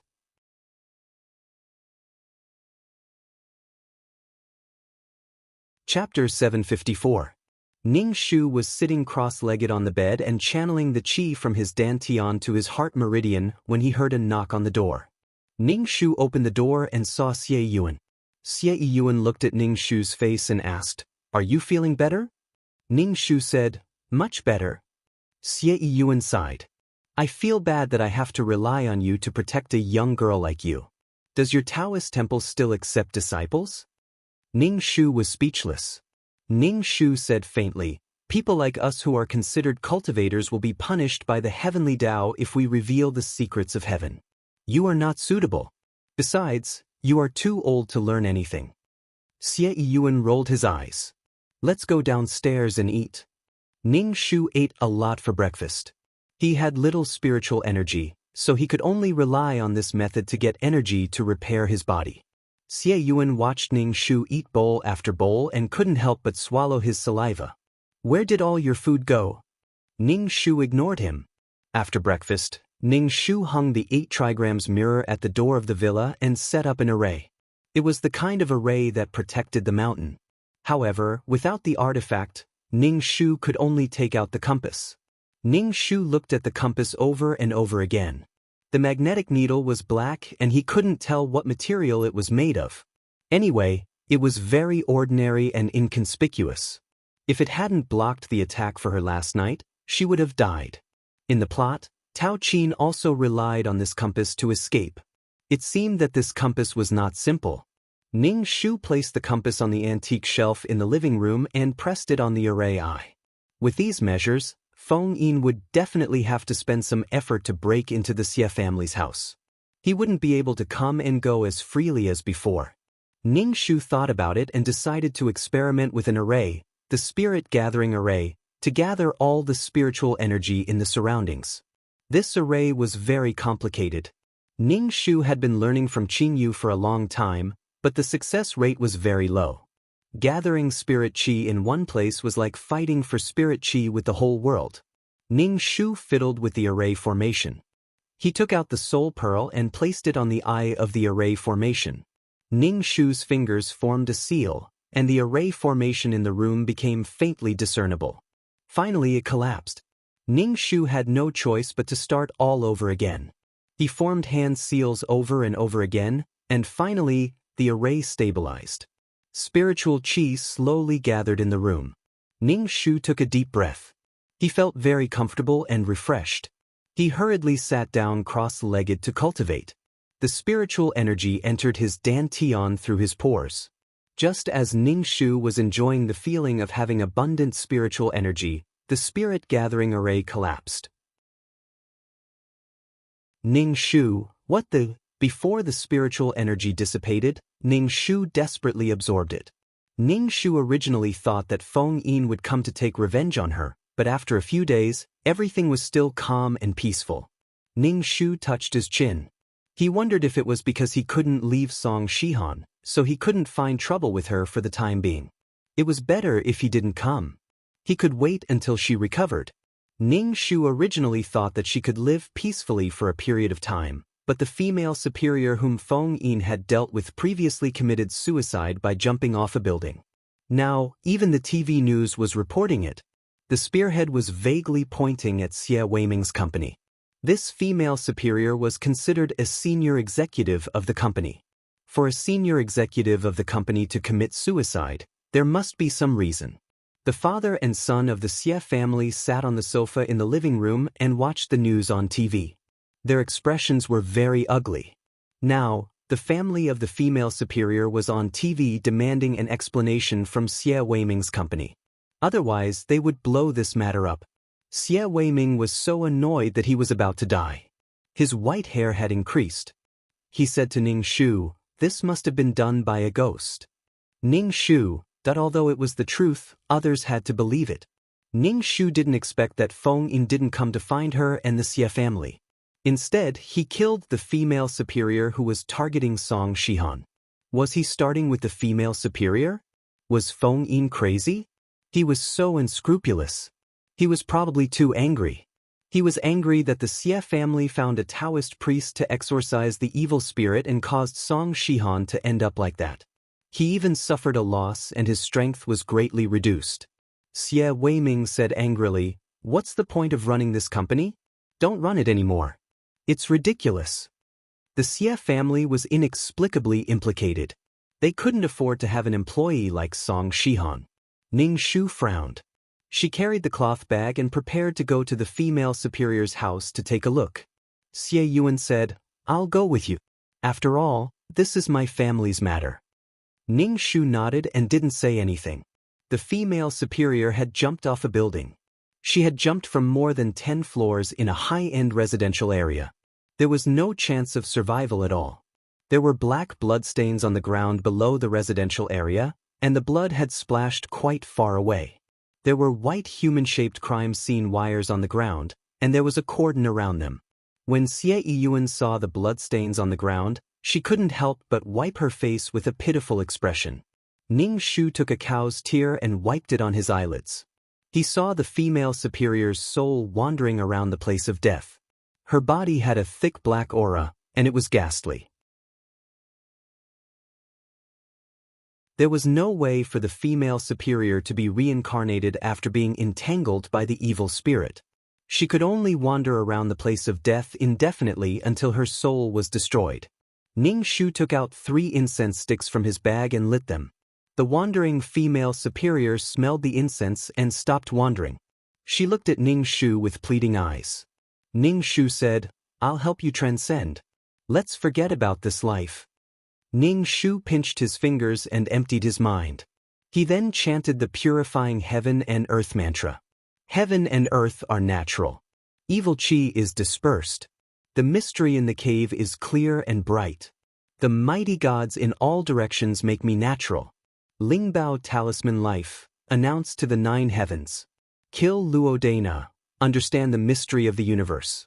Slay demons and evil spirits, exorcise thousands of ghosts. The chi of Tao is everlasting. It is as urgent as the law. As Ning Shu chanted the mantra, the evil spirit on the female superior's body slowly decreased. A black hole-like passage appeared behind her. The female superior floated toward the black hole, and the black hole was also slowly shrinking. The female superior had already reached the entrance of the black hole. Suddenly, a powerful evil spirit burst out from her body. The evil spirit formed something like a chain, tied her body, and dragged her out of the black hole. The female superior panicked. Ning Shu shouted, "Help!" Ning Shu was stunned for a moment. He quickly took out the talisman paper and shot it toward the chain that was dragging the female superior. The talisman paper did not break the chain formed by the evil spirit. Ning Shu directly took out the talisman paper drawn with bone ashes. He stuck the talisman paper on the peachwood sword and cut the chain. The black hole was getting smaller and smaller. When the black hole disappeared completely, the female superior had no chance to be reincarnated. Not every transcendence could succeed. Without the restraint of the chain, the female superior quickly rushed toward the black hole. Just as the black hole was about to close, she finally entered. Ning Shu heaved a sigh of relief. "Meddlesome Taoist priest, this is a warning to you. You and the Xie family will not have an easy time."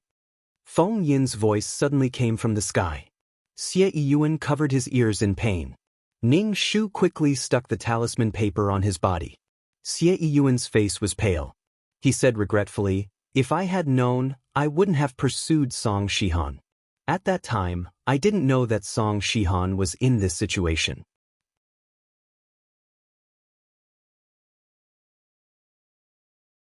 Chapter 755. Xie Yiyuan regretted provoking Song Shihan now.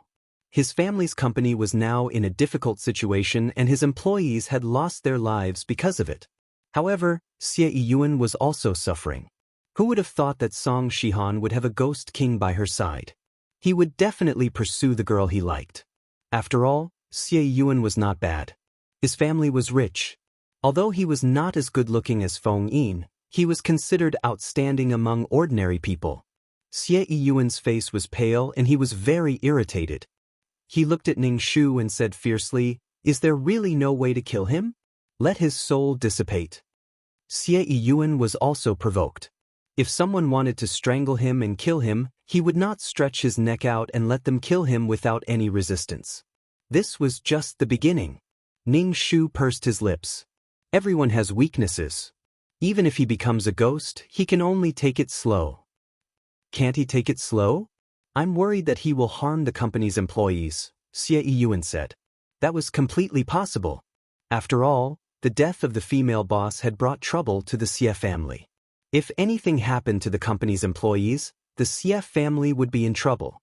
The continuous deaths would push the Xie family to the forefront. That was what Xie Yiyuan was worried about now. He was not afraid of the Ghost King coming to the Xie family, but he was afraid that the Ghost King would do that. Ning Shu was feeling a little unwell. He had just performed a ritual to release his female boss's soul, so he was feeling very uncomfortable now. He said to Xie Yiyuan, "Let's go back first." Xie Yiyuan started the car and Ning Shu sat in the front passenger seat. Xie Yiyuan, who was driving, suddenly stepped on the brakes. The car suddenly stopped, making a sharp sound as it rubbed against the ground. Ning Shu's body suddenly leaned forward. Ning Shu felt a sharp pain in his heart and his face turned pale. "Why did you suddenly stop the car?" Ning Shu asked angrily. Xie Yiyuan said, "I just saw a person standing in the middle of the road, so I stepped on the brakes." Ning Shu rolled his eyes and was a little speechless. No one in poor health would be able to see a ghost in broad daylight. Ning Shu stuck a talisman on Xie Yiyuan's body. "Straighten your chest. Don't be afraid of him. Don't be afraid of any demons or ghosts." After returning to the villa, Ning Shu walked into the living room and saw an old man in a Taoist robe with his hair tied up in a bun. He was holding a canvas in his hand, and on it was a drawing of the 8 trigrams of yin and yang. Below it was written, "Guide the lost gentleman, free the long-troubled chest." He looked travel-worn. At this moment, he was talking to Xie Weiming and stroking his white beard from time to time. Ning Shu was pleasantly surprised. He quickly walked over and said, "Master, why are you here? Shouldn't the old man be thousands of miles away? Why did he suddenly appear here?" The old man turned around and looked at Ning Shu. Seeing that Ning Shu's face was a little pale, he asked, "Are you injured?" The old man took Ning Shu's wrist and checked his pulse. He squinted at Ning Shu and said, "Why are you in such a sorry state?" Ning Shu asked, "Why are you here? Where are junior brothers and sisters? Why did you abandon them and come here? What if something happened to them?" "Okay, stop arguing. I've already arranged for your junior brothers and sisters to stay at a farmer's house," the old man said. "I've been on tenterhooks recently. I felt that something had happened to you, so I came to take a look." Ning Shuang let out a sigh. "What's wrong with you? Didn't I tell you not to fight with powerful ghosts head-on?" The old man said angrily. He took out a pill and gave it to Ning Shu. "Take it." Ning Shu hesitantly took the pill. He thought of the compass and told the old man about the anomaly of the compass at that time. A dragon flew out of the compass. The old man touched his chin and said, "This compass is a magic artifact of the founder. He found many dragon veins and the compass absorbed the dragon chi. It's normal for such a situation to occur. It's a blessing for Mao Mountain that you can drive out the dragon chi of the compass," the old man said while stroking his beard. "The position of sect master will be handed over to you from now on." Ning Shu was speechless. What was so good about being the sect master? He had to be responsible for the livelihood of his family. He couldn't show off. People would say that he was a Taoist of Mao Mountain was a liar. "Master, I feel at ease now that you're here," Xie Weiming said. "The situation is so bad now. Something happened to my company's employees." The old man said, "Well, Master, don't worry. After this matter is solved, I'll definitely help you rebuild the Taoist temple and donate a large sum of money to the Taoist temple." Xie Weiming just wanted to solve this matter as soon as possible. If something happened to his employees again, he was afraid that the judicial authorities would intervene and investigate the company. It would definitely be a major blow to the company's reputation. The company would not be able to continue operating. The old man said, "I'll go to each house to perform the ritual. Don't worry." "Thank you, Master." Xie Weiming let out a long breath. Xie Weiming asked the servant to prepare a room for the old man for the Taoist priest. During dinner, Ning Shu and the old man basically finished all the dishes on the table. Xie Yiyuan was stunned. How poor was this Taoist temple? Why did everyone eat like hungry ghosts? After dinner, the old man went to perform the ritual at his employee's house without hesitation. Xie Weiming went with the old man. Before leaving, the old man Ning Shu said, "Have a good rest and heal your wounds." Ning Shu nodded. "Master, be careful. The Ghost King is very powerful." The old man said, "I know." Xie Yiyuan and Ning Shu stayed in the villa. Xie Yiyuan said to Ning Shu, "Your master is really a sentimental person." Ning Shu squinted at him and planned to go back to his room to practice. Seeing that Ning Shu had left, Xie Yiyuan quickly followed Ning Shu. "What are you doing?" Ning Shu asked. Xie Yiyuan touched his nose and said, I think we should stay together. If we separate, the Ghost King will attack us one by one.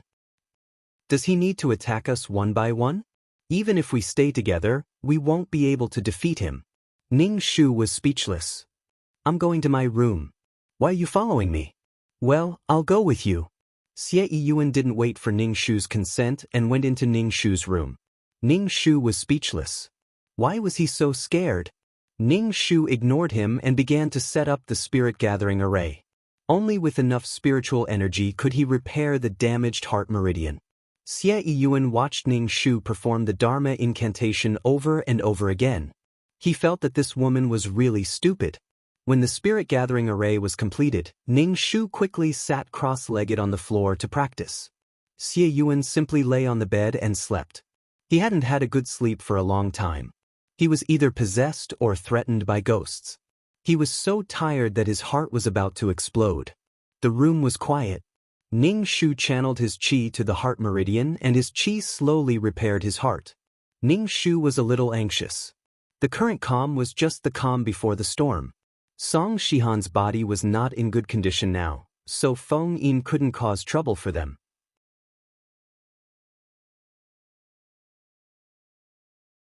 Chapter 756. Feng Yin's strength had decreased, but he was still not someone she could deal with, especially now that she was injured. The injury to her heart had affected her cultivation progress, but the pill that the old man had given her had some effect. It made her heart hurt less. While Ning Shu was anxious, Feng Yin could be said to be burning with anxiety. Last time, Song Shihan had been possessed by 10,000 ghosts. Now, she was in a state where her soul was about to be destroyed. Feng Yin was extremely anxious. If Song Shihan had died a normal death, she might have been able to stay with him as a ghost. But now that Song Shihan had died, her soul had been destroyed. Song Shihan would no longer exist in this world. Song Shihan could not be reincarnated as a human, and he would never be able to find her again. Therefore, Song Shihan could not die. She must not die.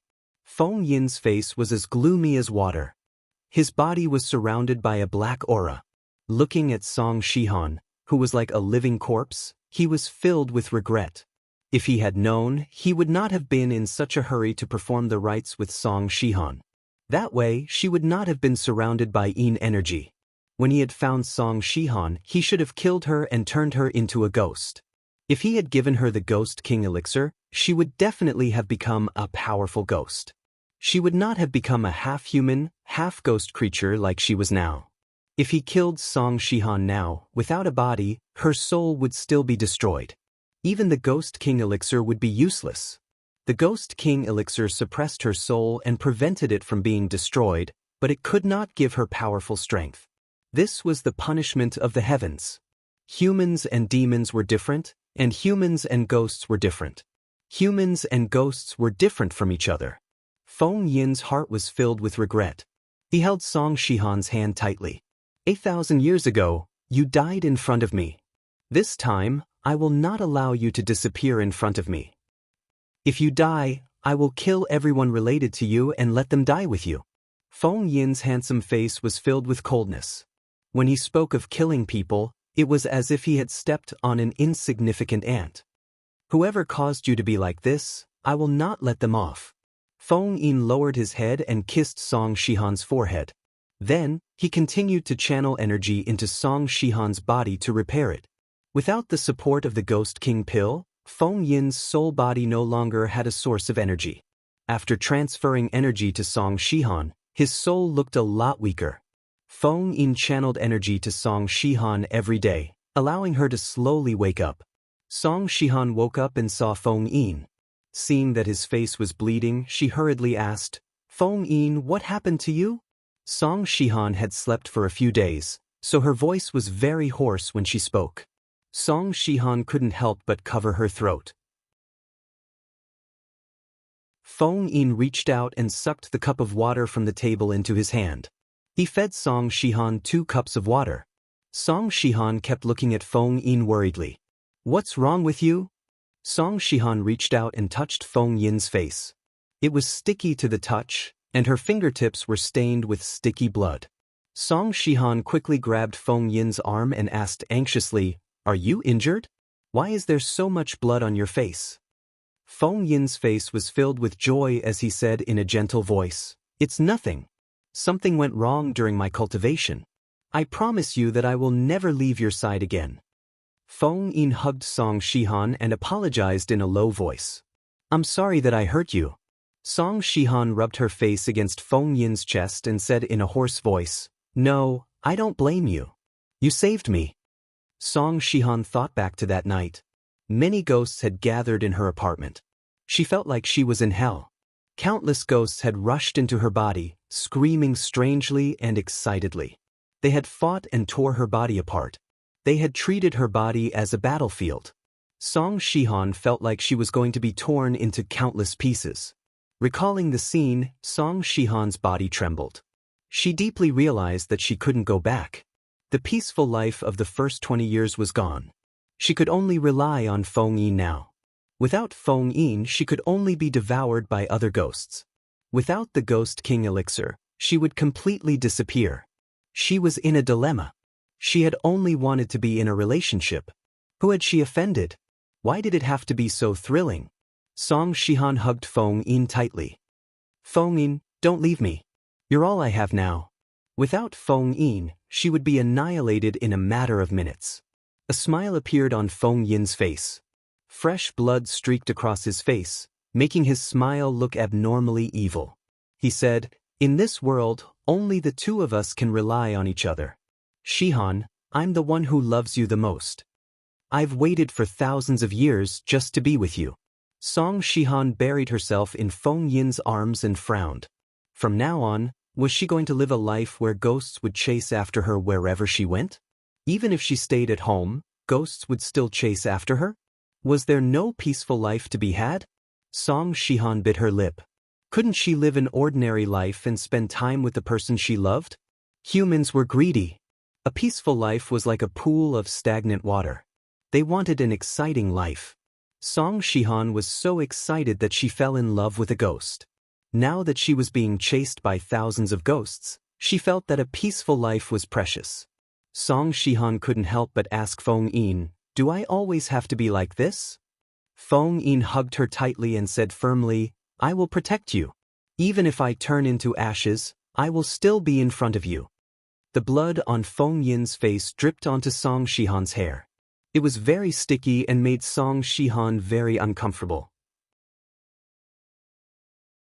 When the old man and Xie Weiming returned from the staff's house, it was already night time.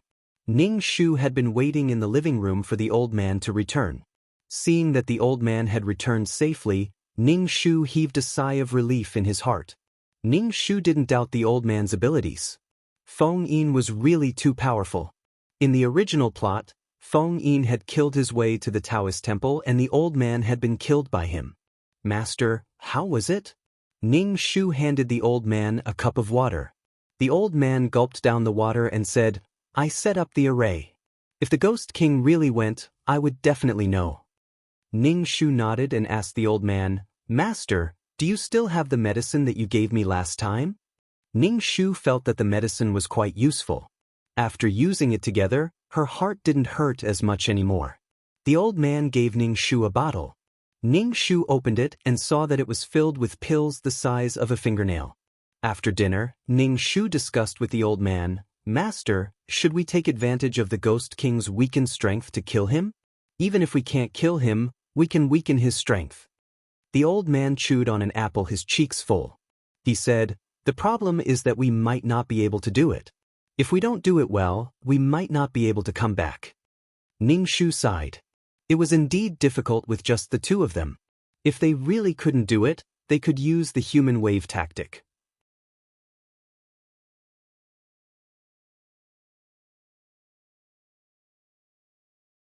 Chapter 757. Ning Shu's eyes lit up and he asked the old man, "Master, is there no one powerful in the Maoshan sect? The North Maoshan sect has declined, but what about the South Maoshan sect? There are people as powerful as you, Master." No. The old man shook his head, causing the Taoist bun on his head to sway. "I don't want to hang out with those people from the South Maoshan sect. Those guys are all drug addicts, and they're greedy. If I were to call them over, that old man Gu would laugh at me. Our founder is the true founder of the Maoshan sect, the old man said with his chest puffed out. The founder of the South Maoshan sect was a famous alchemist in history, Gohong. As such, it was a tradition for the Taoist priests of the South Maoshan sect to take drugs, pills, or supplements to strengthen their bodies. The North Maoshan sect focused on the integration of spells and nature. The old man looked down on the Taoist priests of the South Maoshan sect. While the North Maoshan sect had declined, the South Maoshan sect was developing well by combining certain aspects with modern health concepts. The prosperity of the South Maoshan sect made the old man grit his teeth and curse in his heart, but he still put on a sage-like appearance. Master, what's the situation now? It'd be best if we could get Master Gu here. I've offended the Ghost King, and he won't rest until I'm dead, Ning Shu said. The Master Gu that Ning Shu mentioned was the sect master of the South Maoshan sect. It was said that he was not weak, and he specialized in treating the health of the rich and high-ranking officials. The South Maoshan sect was so rich that they could not even fill their stomachs. There was nothing they could do about it in the age of Dharma's end. Master, when this is over, we'll apply for an intangible cultural heritage from the country and get a subsidy from the country, Ning Shu said. What we're doing is considered a superstition. It's fine as long as the government doesn't do anything to us, but they'll still give us a subsidy, the old man said unhappily. Master, if we really can't do it, let's practice a set of health boxing. Blah blah blah blah blah blah blah. It'll definitely work. You'll be able to hold your head high in front of Master Gu that way, Ning Shu said. The old man pursed his lips and said plainly, that old man has no skills at all. All he does is take drugs every day. Master, Ning Shu couldn't help but shout, let's kill the Ghost King first. All right, I'll contact him. Lao Zi said, as long as you tell him there's a Ghost King Dan, he'll definitely rush over. The old man took out a notebook from his cloth bag and flipped through the contact information. He then picked up the phone in the living room and dialed it. The old man's tone was dry as he said aloud, Old Go, I met a Ghost King here and he has a Ghost King Dan. Didn't you always want to use the Ghost King Dan? Come here. After saying that, the old man hung up the phone. He was elegant and cold. As soon as he hung up the phone, he cursed, I don't want to see that unlucky old man at all. 2 days later, the sect master of South Mao Mountain, Martial Uncle Gu, arrived. Old man Gu was sent over by a special plane. Martial Uncle Gu had a head full of white hair, but his complexion was ruddy. There were no wrinkles on his face at all. He had white hair and a youthful complexion. He was wearing an exquisite dark red tang suit. He looked very healthy and energetic. Ning Shu quickly went over and bowed. Greetings, Martial Uncle Gu. Martial Uncle Gu laughed heartily. You must be a big girl. I haven't seen you in years and you've already become a big girl. Xie Weiming and Xie Yuan also greeted Martial Uncle Gu very politely.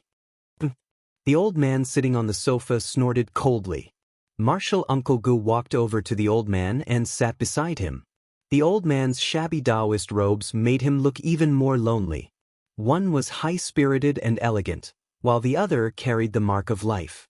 Old Tao, where is the Ghost King Dan you mentioned? Let me see it. Martial Uncle Gu didn't hold back.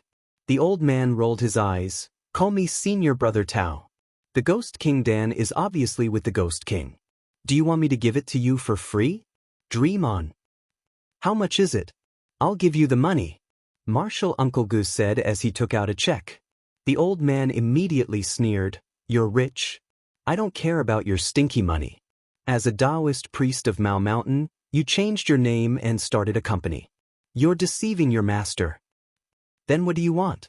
Let me see the Ghost King Dan. Martial Uncle Gu said. I won't let you see it.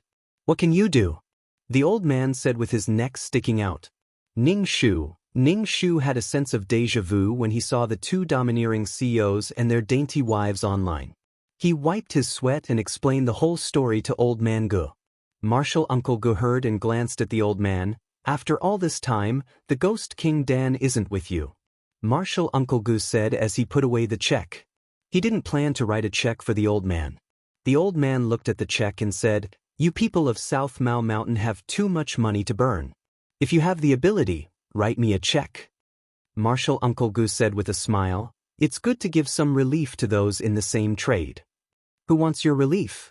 Even if you kneel down and ask me to take your money, I won't take it. The old man said with a red face. Marshal Uncle Gu put away the check. I knew senior brother was someone who wouldn't bend over for 5 buckets of rice. The old man was so angry that his chest heaved. When I was young, I was better off than you. Senior brother, the times are changing. Don't wear such clothes. Marshal Uncle Gu twisted the old man's wide sleeve. The old man snatched back his sleeve. What I wear is none of your business. Ning Shu, how long are they going to quarrel? Ning Shu said to Marshal Uncle Gu. This time I asked Marshal Uncle for help. The Ghost King has lost its Ghost King Dan and its strength has decreased. This is a good opportunity. The old man looked at Marshal Uncle Gu and said reluctantly, I'll give you the Ghost King Dan when the time comes. Marshal Uncle Gu thought for a moment. I'll do my best. After all, it's not easy for a Ghost King Dan to appear. It was not easy for a ghost to cultivate a Ghost King Dan. It could only be born at the right time in the right place. That's good. Ning Shu smiled. Get ready. We'll go tomorrow. Marshal Uncle Gu asked the old man, Senior Brother Tao, have you met the Ghost King? How's his strength? No, we'll test it out tomorrow.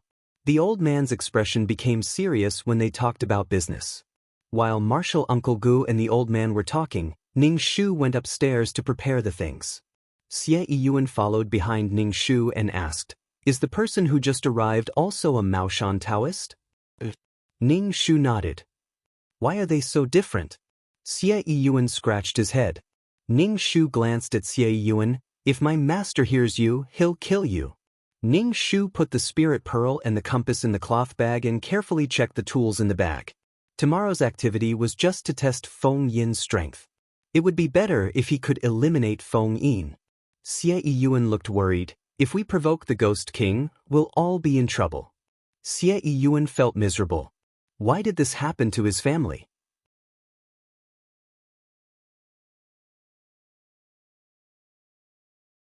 Chapter 758. Xie Yiyuan was worried that the Ghost King would involve more people. The side effects of tomorrow's test would be a little scary. Do you think the Ghost King will harm the company's employees? Xie Yiyuan asked. Ning Shu nodded. It's totally possible. If he could kill people to accompany them to their graves, he wouldn't mind killing a few employees at all. Wasn't Feng Yin afraid of karma? Why don't we go after some time? I want to make arrangements for the company's employees, Xie Yiyuan said with deep melancholy between his eyebrows. The Xie family had compensated his female boss with a sum of money so that the matter wouldn't be blown out of proportion. The father and son of the Xie family felt bitterness in their mouths. Now is the best time. The Ghost King is weaker than before. If we hesitate, we will miss the opportunity. We are in the same boat now. The Ghost King has put us on his kill list. No one can escape, Ning Shu said. Ning Shu checked the things in the cloth bag to see if the talisman paper was damaged. At noon the next day, when the yang energy was at its peak, Ning Shu, the old man, and Uncle Master Gu went out. They took Uncle Master Ji's car to Song Shihan's apartment. Uncle Master Gu rolled down the car window and looked around the apartment. He exclaimed, What a strong yin energy. The magnetic field around here is very messy. The old man pinched his fingers and was divining. Ning Shu wiped the cow's tears on his eyelids and said to the two old men, I'll knock on the door. Follow me. Ning Shu got out of the car and pressed the doorbell. The two old men set up an array around the house. Who is it? Song Shihan opened the door and was stunned to see Ning Shu. Feng Yin said coldly, She is a Taoist priest. Close the door. Song Shihan quickly closed the door. Ning Shu pushed the door open and went into the room. The two old men also came in. Song Shihan saw Ning Shu and the other two and was furious. What is the meaning of this? Shihan, come here. Feng Yin stood in the living room, his face cold. I didn't look for you, but you came to me on your own accord. Song Shihan ran to Feng Yin's side and looked at Ning Shu warily. You're a Taoist priest? You're actually a Taoist priest? Song Shihan's pale face was filled with anger. Thinking of the amulet she had given her, Song Shihan couldn't help but ask, "You approached me on purpose." Ning Shu ignored Song Shihan and kept sizing up Feng Yin. Feng Yin's soul was weaker now. Previously, his soul had been as solid as a real person's, but now it was a little transparent. After losing the Ghost King Dan and the 9 Yin astral fire, the current Feng Yin was much easier to deal with than before. The two old men Ning Shu nodded. Feng Yin had a thick black aura around him. He turned to Song Shihan and said, "Go to the bedroom. Don't come out." Song Shihan grabbed Feng Yin tightly. "But I'm worried about you." "It's fine," Feng Yin said. "In this world, no one can deal with me." His words were extremely arrogant. Although Song Shihan trusted Feng Yin, when she thought of the blood dripping from his face, she vaguely understood that Feng Yin's situation wasn't good, especially since he had given her the Ghost King Dan. Song Shihan was infuriated. She stood in front of Feng Yin and shouted at Ning Shu, "I'll be with whoever I want. I'll date whoever I want. You meddlesome Taoist priests. You're using the slogan of eliminating evil to protect the Tao. Why are you doing this for the Tao? How disgusting. What does my relationship with Feng Yin have to do with you?" Song Shihan's face was full of sarcasm. "It's as if what you're doing is clean. You're so free that you're meddling in other people's business." When Ning Shu heard Song Shihan's tirade, he said coldly, "Who the hell cares who you date? It's none of our business whether you date ghosts or animals." They didn't want to take a second look at their love. Feng Yin wanted to kill them. Were they not allowed to resist? Feng Yin pushed Song Shihan behind him and looked at Ning Shu coldly. "You think you can deal with me just because you found 2 helpers? You're too naive." Ning Shu reached into his cloth bag and took out a talisman. Holding it between his fingers, he chanted an incantation and the talisman flew towards Feng Yin. Feng Yin frowned and dodged the talisman. Ning Shu cast an incantation and the talisman floated in the air and stuck to Feng Yin's body. The talisman touched Feng Yin's soul and black smoke billowed out of Feng Yin's body. Feng Yin couldn't understand why the talisman was harmful to him. It wasn't that he hadn't met Taoist priests before, but the talisman was useless to him. When Song Shihan saw the talisman on Feng Yin's body, her eyes turned red. She reached out and pulled the talisman away. When Song Shihan's fingers touched the talisman, it made a sizzling sound and the air was filled with a burning smell. Strictly speaking, Song Shihan was a ghost now. The talisman was harmful to her. "Go into the house. Don't worry about me," Feng Yin shouted at Song Shihan with bloodshot eyes. Song Shihan bit her lips and ran into the bedroom. Ning Shu didn't care about Song Shihan. Without Feng Yin, he didn't know what Song Shihan's fate would be. The 3 people and 1 ghost faced each other. The 2 old men cast spells and used all kinds of exorcism tools. Feng Yin easily dodged them. Feng Yin looked like he dodged them easily, but on the other hand, Feng Yin was afraid of these things coming into contact with his soul. If he was the cool and domineering person he used to be, he wouldn't have dodged at all. He would have just destroyed these tools. Feng Yin's body exploded with boundless yin qi, causing the entire room to turn dark. It was like ink, making it hard for people to see their surroundings. The old man chanted an incantation at the side and lit a lamp. The flame was small, but the yin qi in the surroundings slowly dissipated. Feng Yin's face was ferocious. He took the opportunity to strangle Ning Shu's neck. Waves of powerful yin qi flowed through Feng Yin's cold hands and into her body. Ning Shu felt as if his body was about to explode. His mind was in a mess. Feng Yin's eyes were filled with disgust and hatred for Ning Shu. Obviously, he hated Ning Shu. Feng Yin hated this woman the most. "Girl." The old man's expression was ugly. He threw the lamp in his hand at Feng Yin. Uncle Master Gu cast a spell at the side, dispelling the black yin qi in the room. "You have guts to meddle in my business. Countless Taoists have died at my hands." Blood appeared on Feng Yin's face. Drops of blood flowed down his jade-white cheeks. "I'm going to extract your soul and put it in a puppet for Shihan to play with," Feng Yin said viciously. Ning Shu listened to Feng Yin's words. It was really ruthless. Becoming a puppet was an endless pain. Pricking with needles, stabbing with knives, tearing off limbs, and drowning in water. These pains were very real. The soul had to endure these pains, but it wouldn't really die. It was a fate worse than death. You're tuning in to the Passion Pages YouTube channel. We're so grateful for your support, and don't forget to subscribe to join us on this incredible journey through captivating stories. Your generosity through donations truly makes a world of difference, as it's the primary source of revenue that allows me to expand and enhance this channel for you. Thank you from the bottom of my heart for being a part of this adventure.